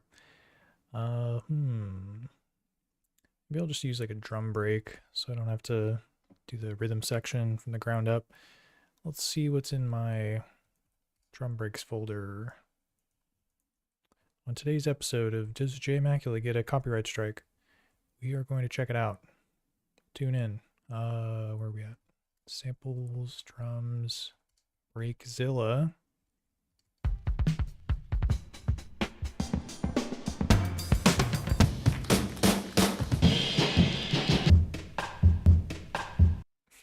Dude, this one sounds kind of weird.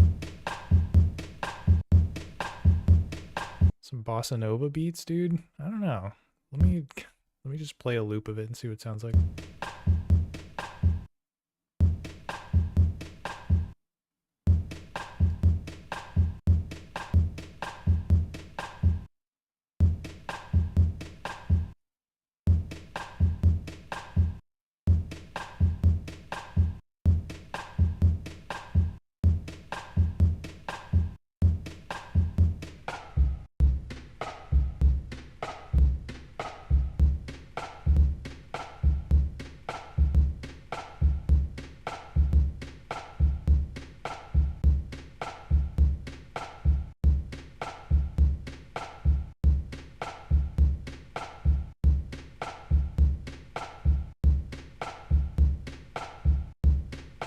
So obviously I have no idea what I'm doing here.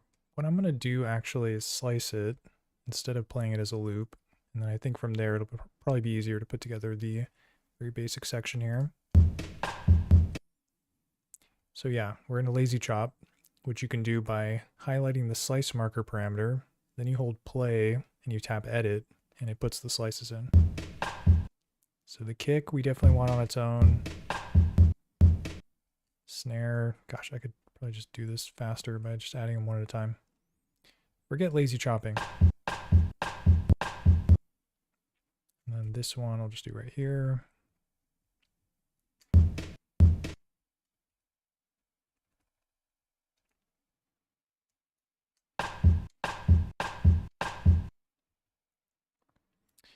And then I'm debating whether or not I should try and slice out that kick that comes after the snare. What the heck, I think I'll do it.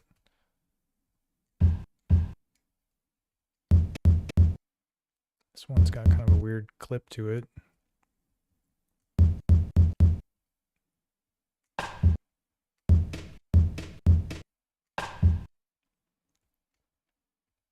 And then yeah, last one I'll do is this one.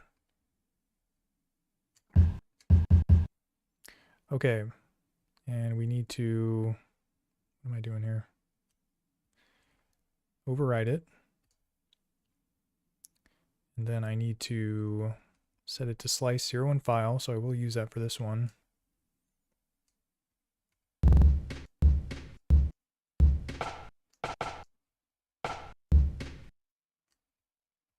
So what does this sound like?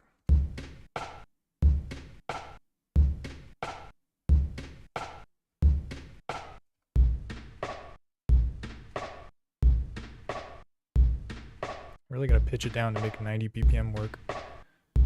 If only I had time stretch technology. I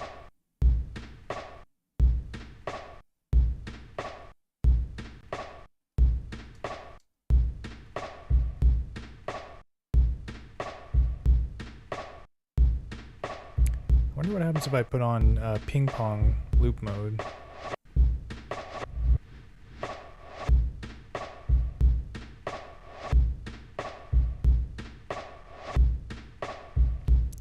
aggressive.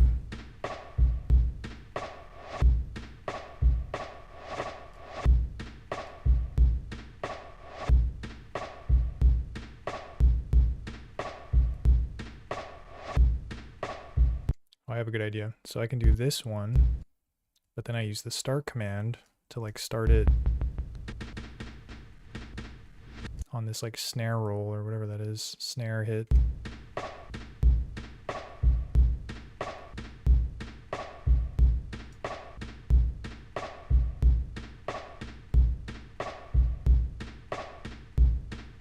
It's kind of simple. I feel like we could do something unique with it though. Wait, let me turn it up too. Whoops.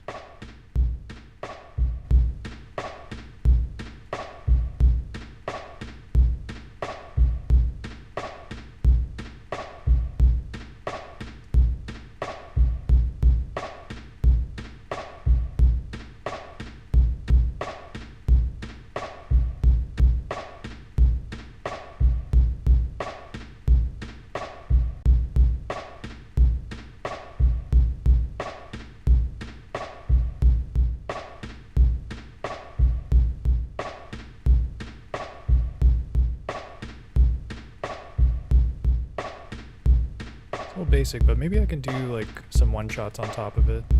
Let me try to find a snare that plays nicely with it.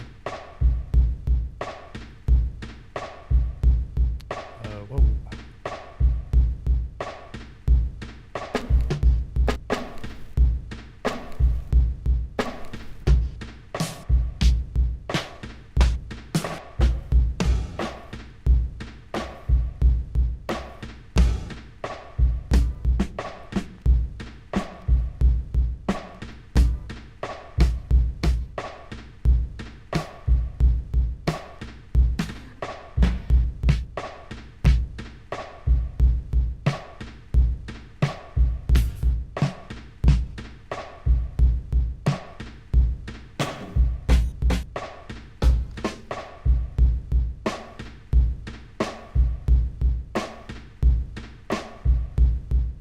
Kind of matches the vibe.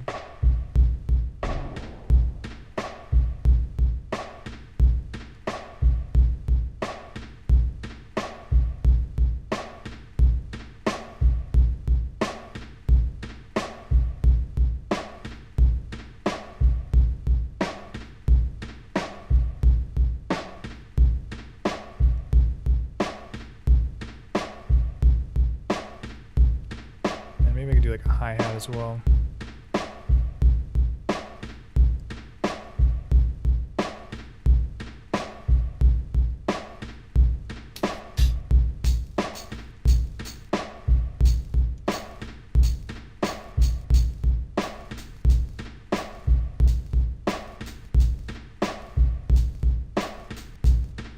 I'm into that.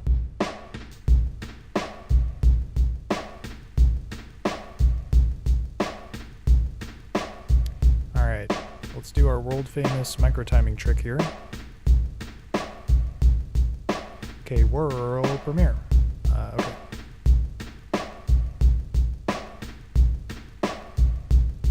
Struggle is real. At. Paste. Table hop. Oh yeah, we do this.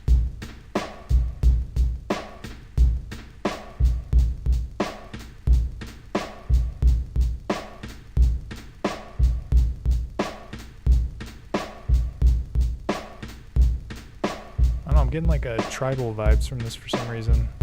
We'll see if I can find a melody that'll deliver.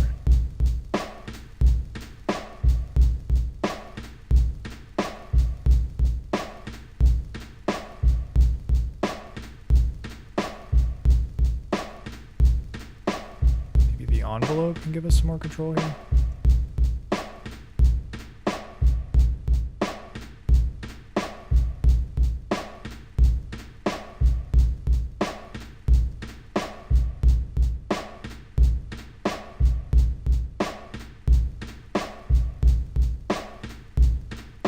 Like just keeping the dust on it. There's got to be something I could do to this to kind of turn it into a 2-bar thingy.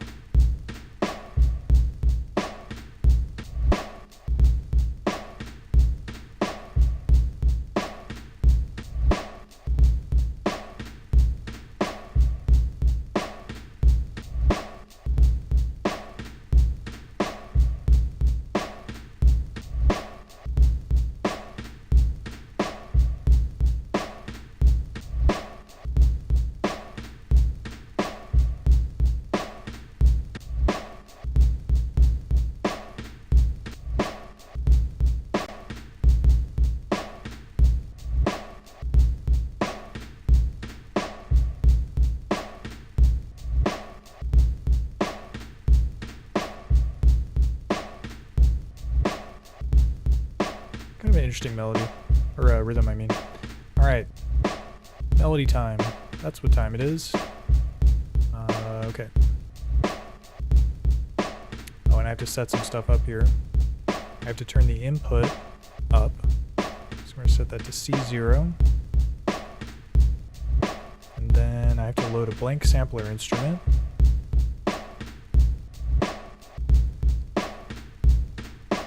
And then I have to find an instrument. So let's switch it up here. What would sound dope here? Something crazy.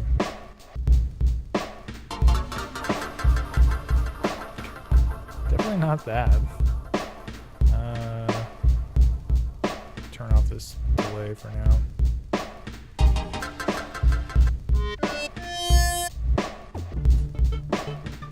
Oh yeah, I gotta set a root node and scale too.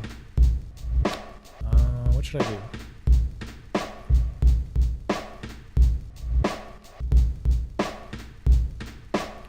Minor GB. I guess I just did minor harmonic. Major GB.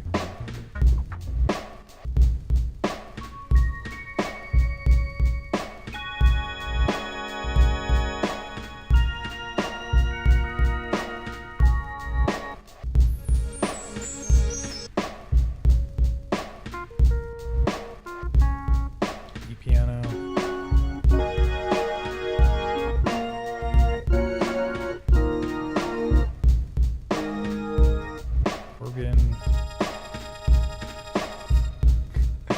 Sounds wacky.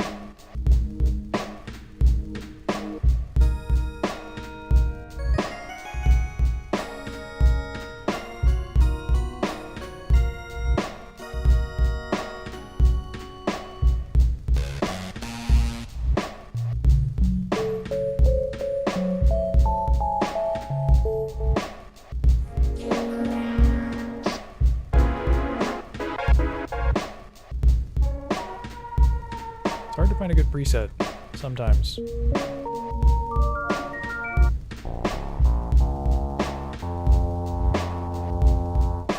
What am I even in right now? I want to be in keys.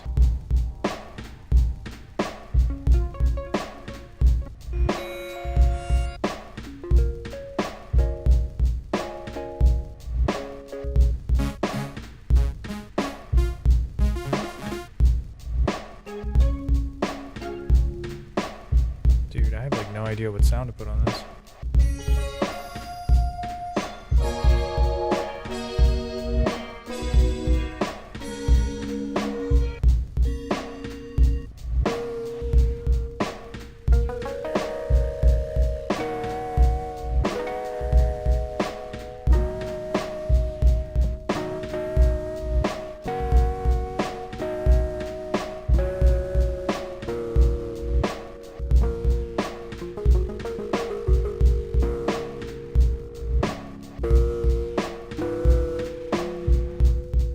Kind of close.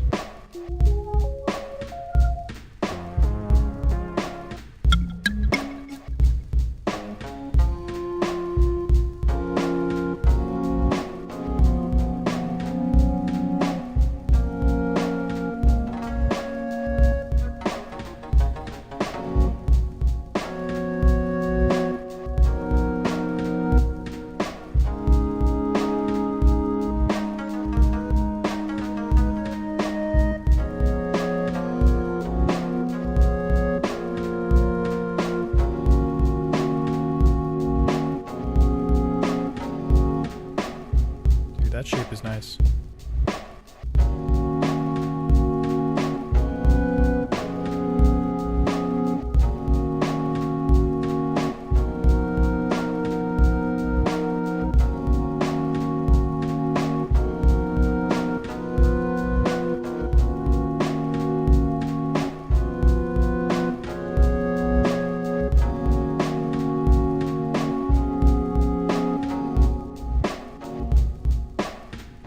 Alright, so maybe when I put the delay on this, it'll sound super duper dope.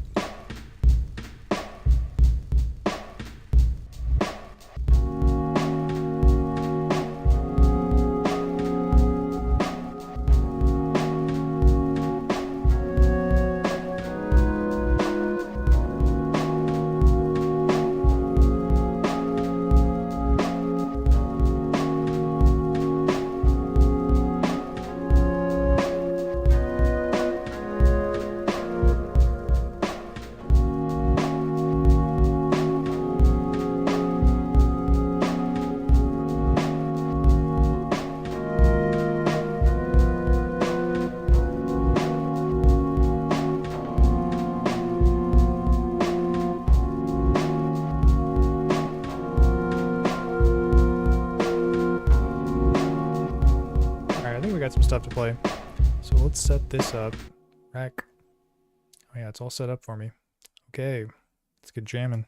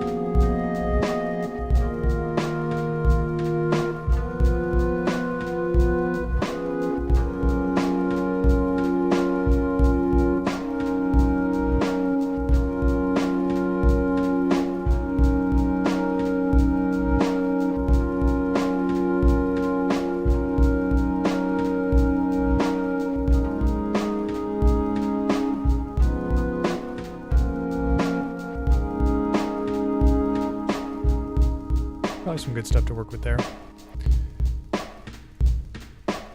Okay. We need to set this to an exact length. 24. Dude, Cat Earthrid, rolling up that mule fuel. That's what's up, bro. That is what's up. Okay, set this to 24.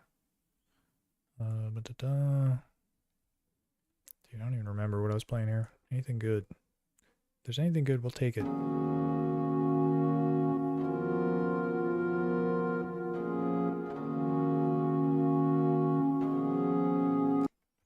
just going to take it all. Screw it. And then I will crop it. And then this is 24 phrases, methinks. Yep. So we'll do slice 24.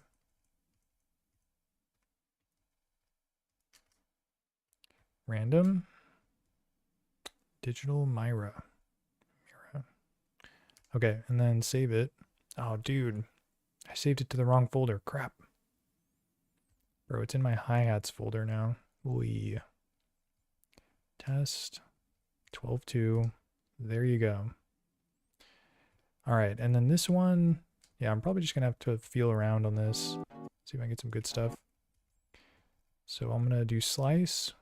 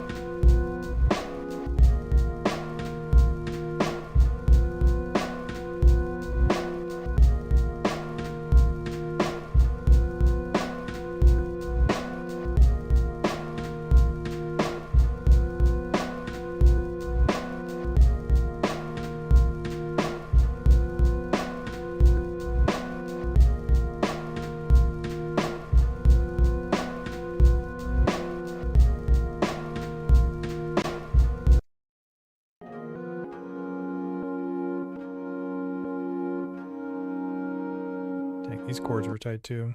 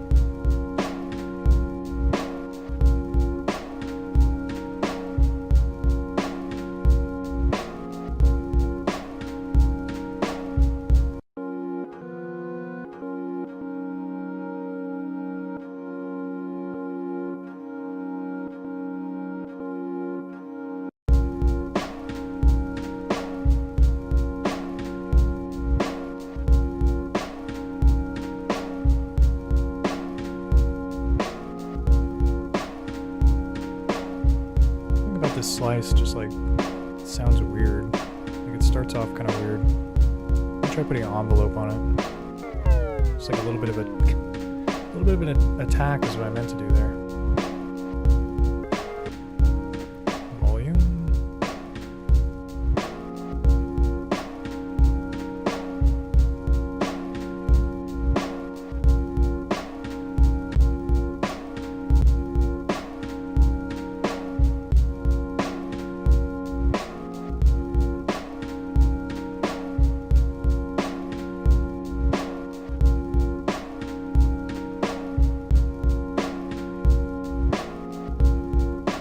Quite what we're looking for.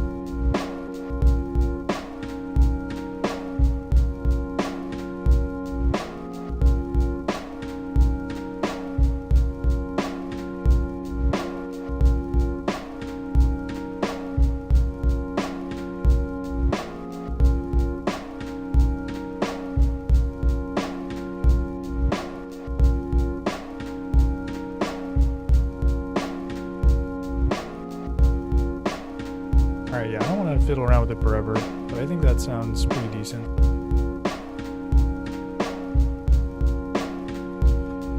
Alright, what else we got?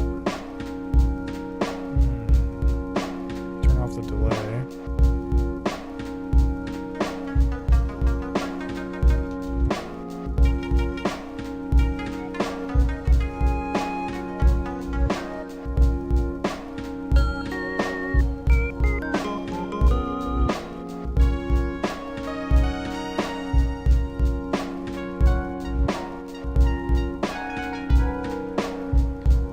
Like a choir would sound kind of sick on this. I'm really into this stuff. So let me get that like Final Fantasy choir, dude.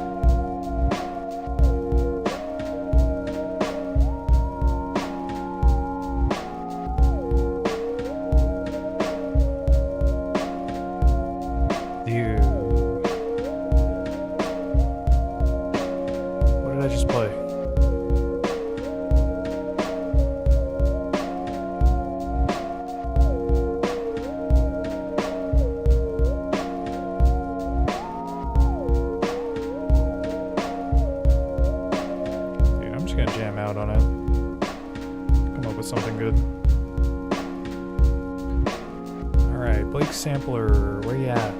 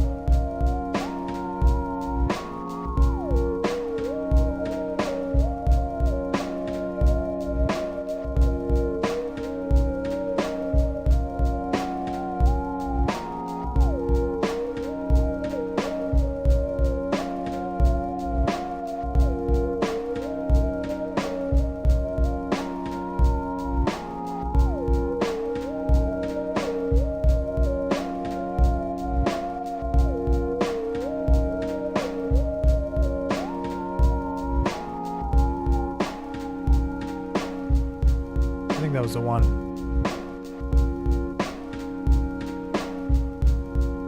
Bro. Did I even record it? Or, oh, I just forgot to stop it. Whoops. Okay. So let's bring it down to 25. I'm feeling alive. And then I'll crop. I was a little confused there. And then we're going to bring this up to...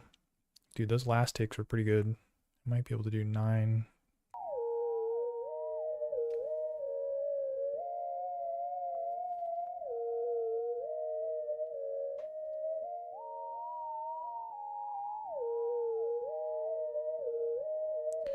Kind of a Close Encounters of the Third Kind vibe here. And I'm into it. Let me tell you. Normalize... Probably did not need to do that, but here we are. And random, and then I have to slice 9. Because it is 9, correct? Yep. Dude, and it's called Jade Horus. Dude, what is a Horus? Sounds dope. I gotta look that one up once we're done here. Alright. And then let's see how this sounds. I gotta turn it down too.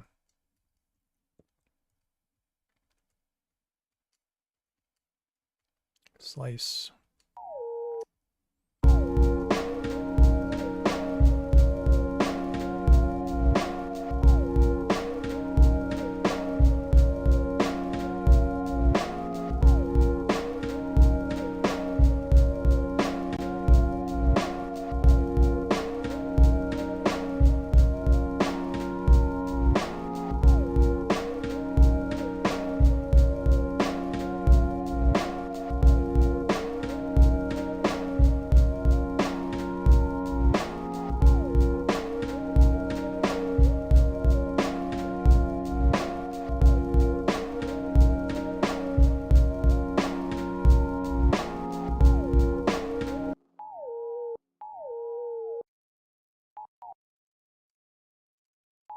Try this old trick. Start 1-0. See if that makes it sound any better. Whoa.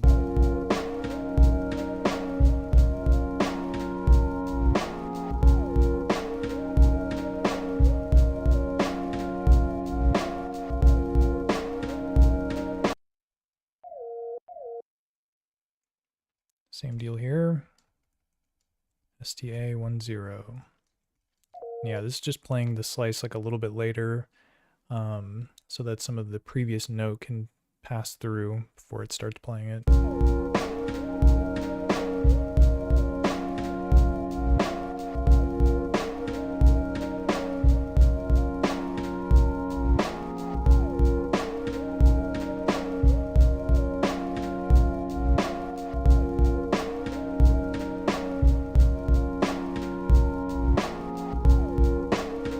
Yeah, kind of an interesting melodic layer there. I'm digging it. So what else we got?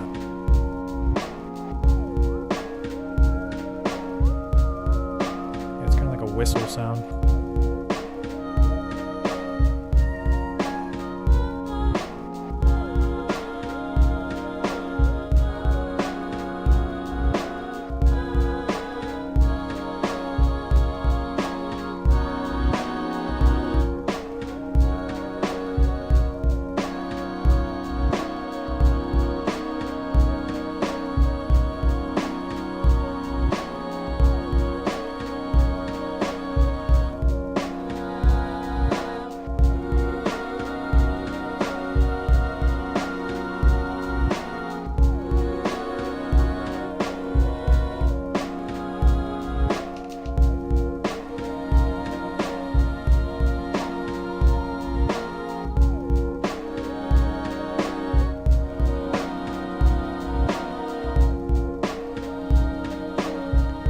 Some delay or reverb to kind of let it space out a little bit.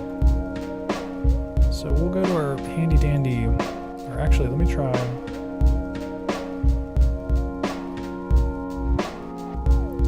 I'm gonna see what this, the echo can do. It's like a tape echo. I don't know what any of the good presets are.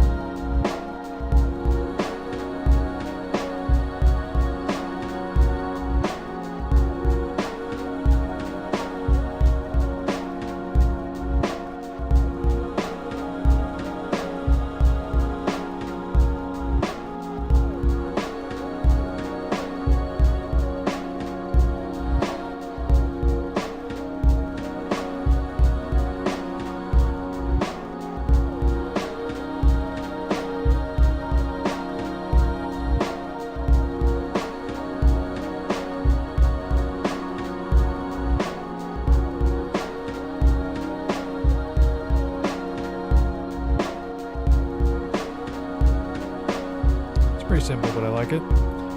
So let's do that. Dude, this freaking tape echo is crazy.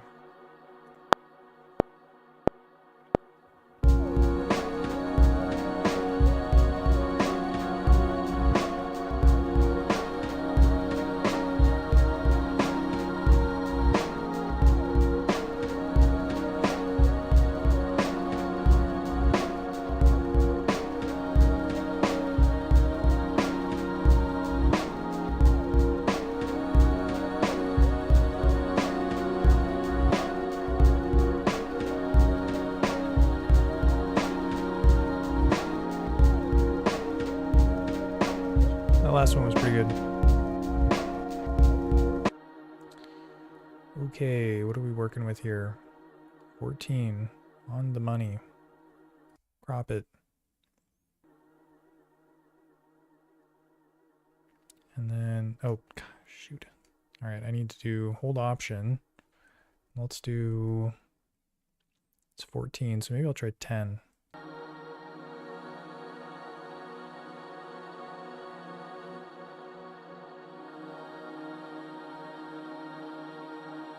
Dude, I can dig it. I think that's the one.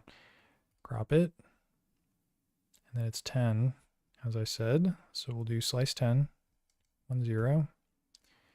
Random gray shoes. And then drop some notes in and start vibing. SLI. Oh, whoops.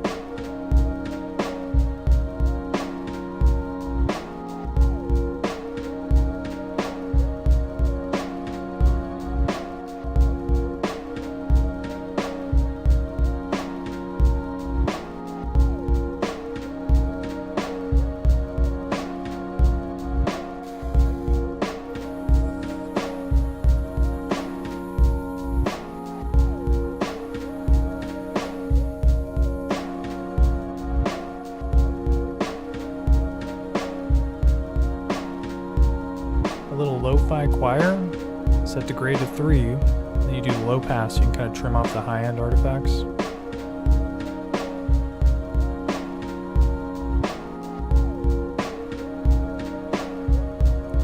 Nice. Dude, I wanted to use a choir tonight, so ticking all the boxes here. What else do we got? Oh man, I keep doing that. Whoops. There you go. Like so. Okay, other sounds that we want.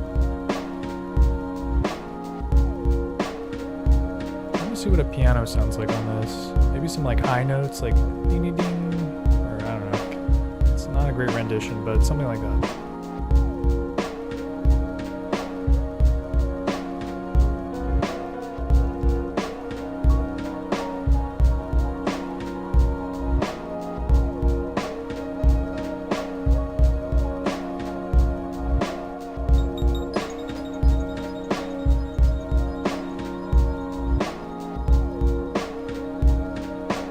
Turn off the tape echo. Whoops.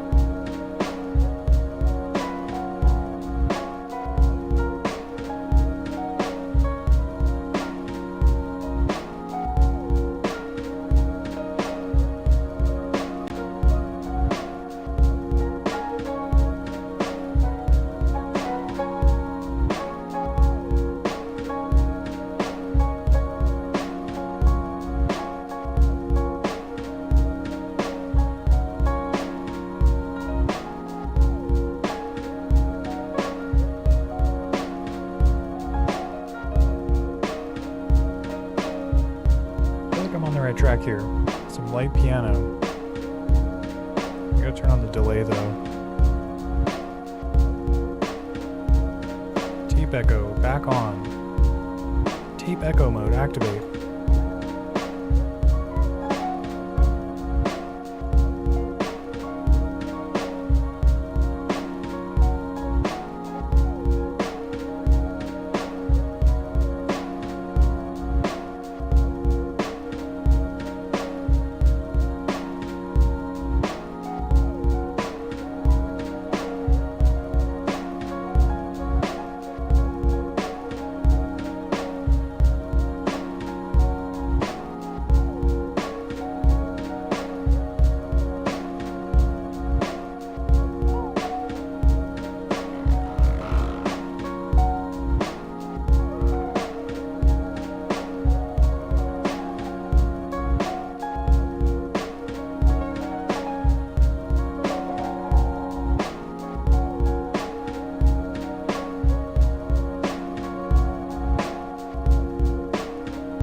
Let's try our other delay effect.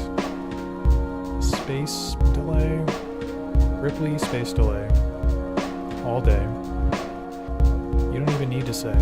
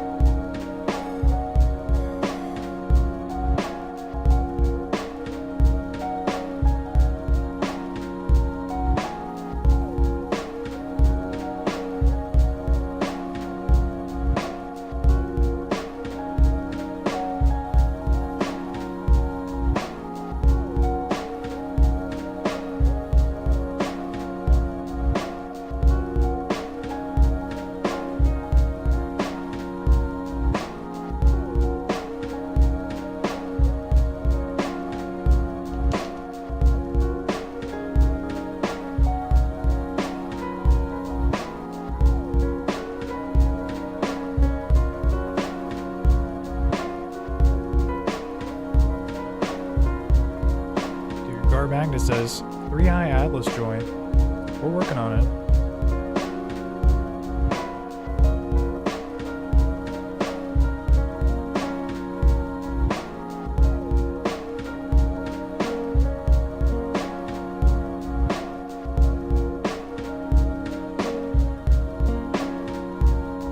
Alright, we're keeping it real simple with this piano.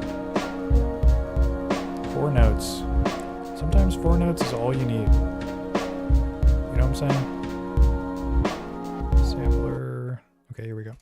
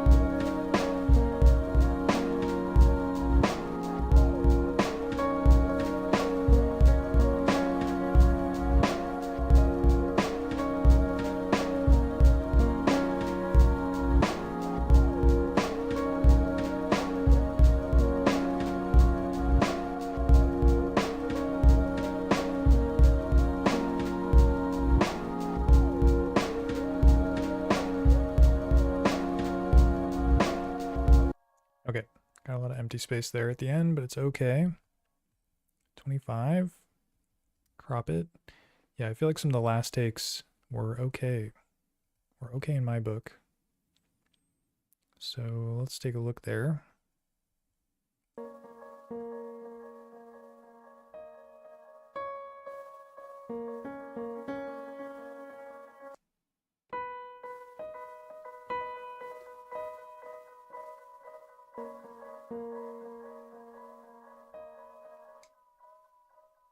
Start at 9.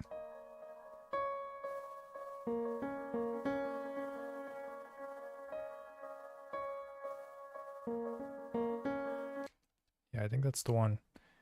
So that is 9 phrases. Slice 09. Out of my mind. Dude, lemon chicken. I'm getting hungry for some lemon chicken. Save. Wow. Okay. And then slice 00. That's how we do.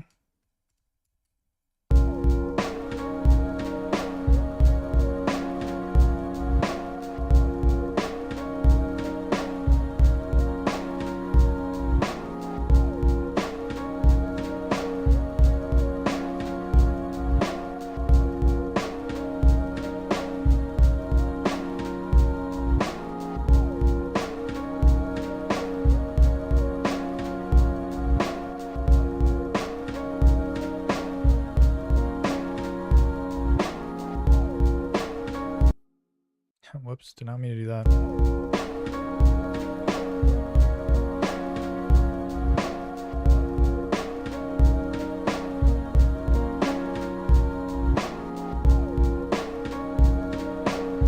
Alright, so yeah, just kind of a little background layer there.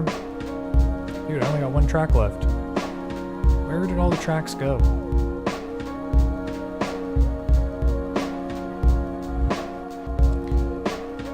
Oh, dude, I haven't even done bass yet. That's gonna be it. Take us home with the bass.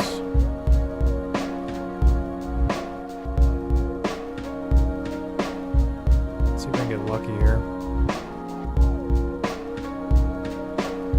It's like, where's the stand-up bass? I want some, like, Ramsey Lewis Trio type bass. What's the button I click for that? Squishy bass? No!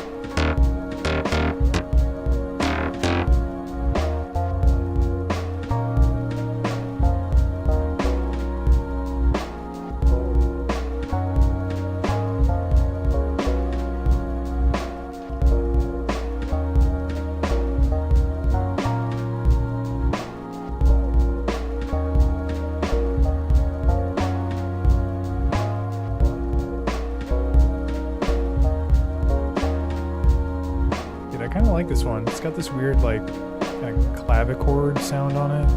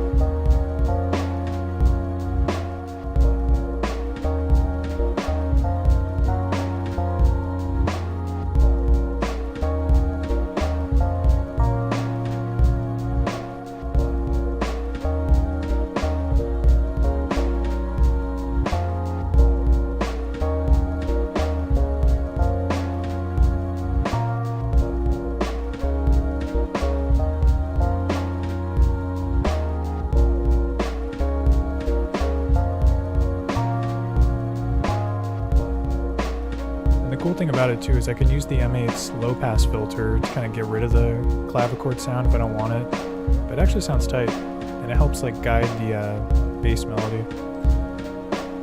Okay, let's get recording. The time is now.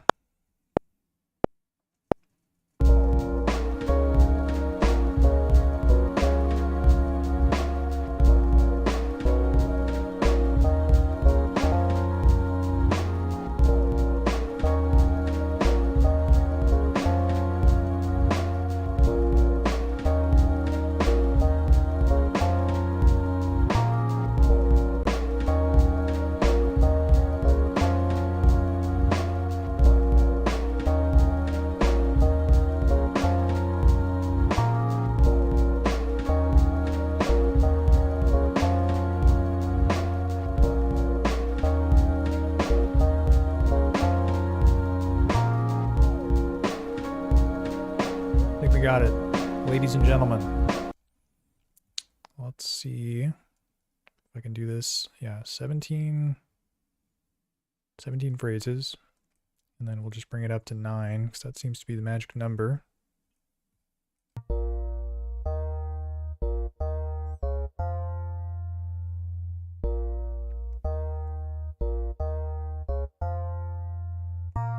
Interesting. When I hear it by itself, it kind of sounds like a bell, but it sounded like a clavichord when I was listening to it earlier. All right, crop it. We're at 9 slices. Is that correct? Yep. Slice 09. 09er. Dude, powerful ham. I'm telling you, this thing is like trying to get me hungry. First it was lemon chicken. Now it's powerful ham. What's next, dude? J Macula needs to eat. That's all I'm saying. Okay, let me save this. Powerful ham. It's a real slap in the face. Okay, let me put this in here. Slice 00. And then we'll do slice 02. Oh, bro, I forgot to normalize it. Dude, we need this bass hitting hard. So I got to normalize it. Beefy. Wow, look at that waveform. The waveform, it kind of looks like a powerful ham. I'm not going to lie. Overwrite. And then do it. Do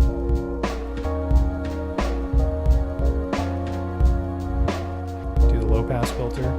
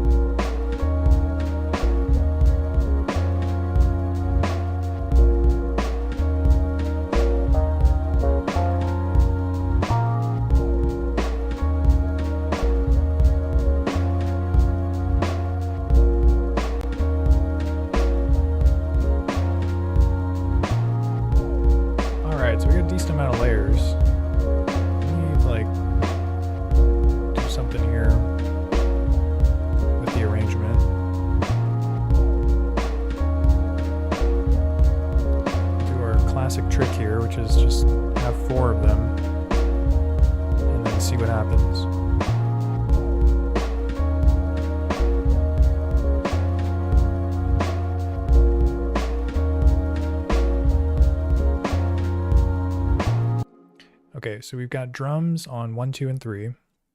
I just moved the bass to 4, but I'm going to move it to 5. All right, so the bass is on 5. So let's see what this is like. This is kind of my like basic progression here.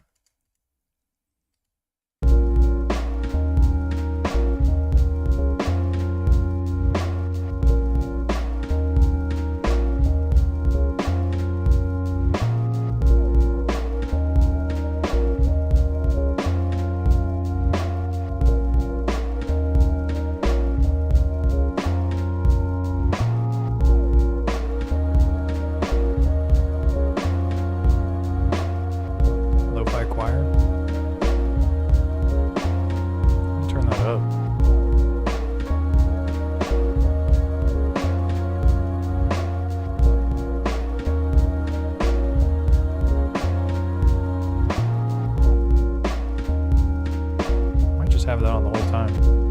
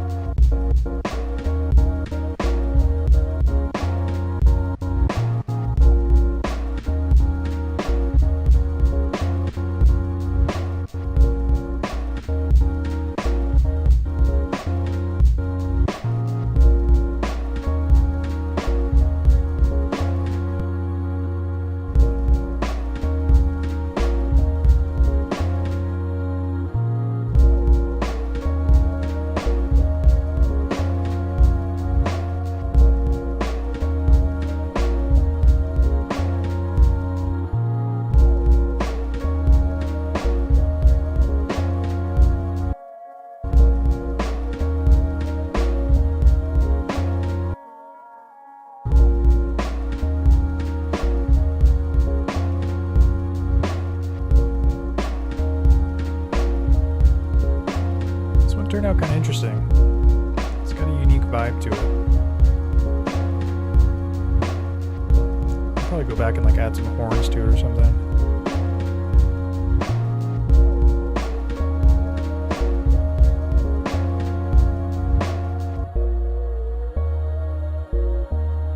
Dude, I love that choir though.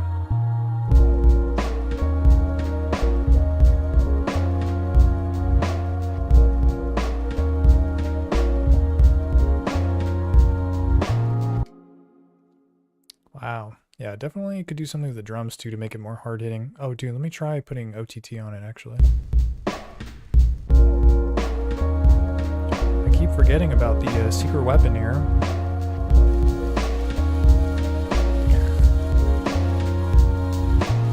It's saturating the hell out of it.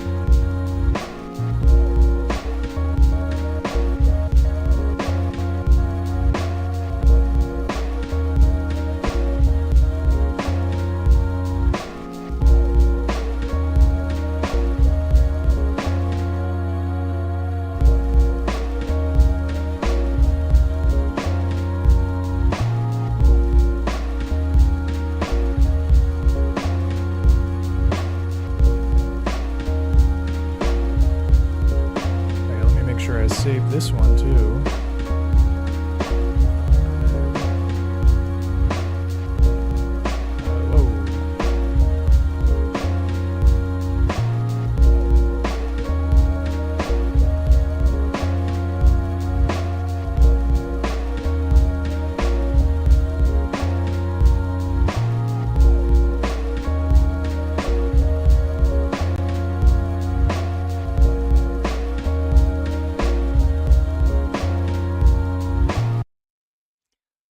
Dang, that did not echo out in the way that I was hoping. But I guess I didn't have any delay or reverb on it, so I wasn't going to do a thing.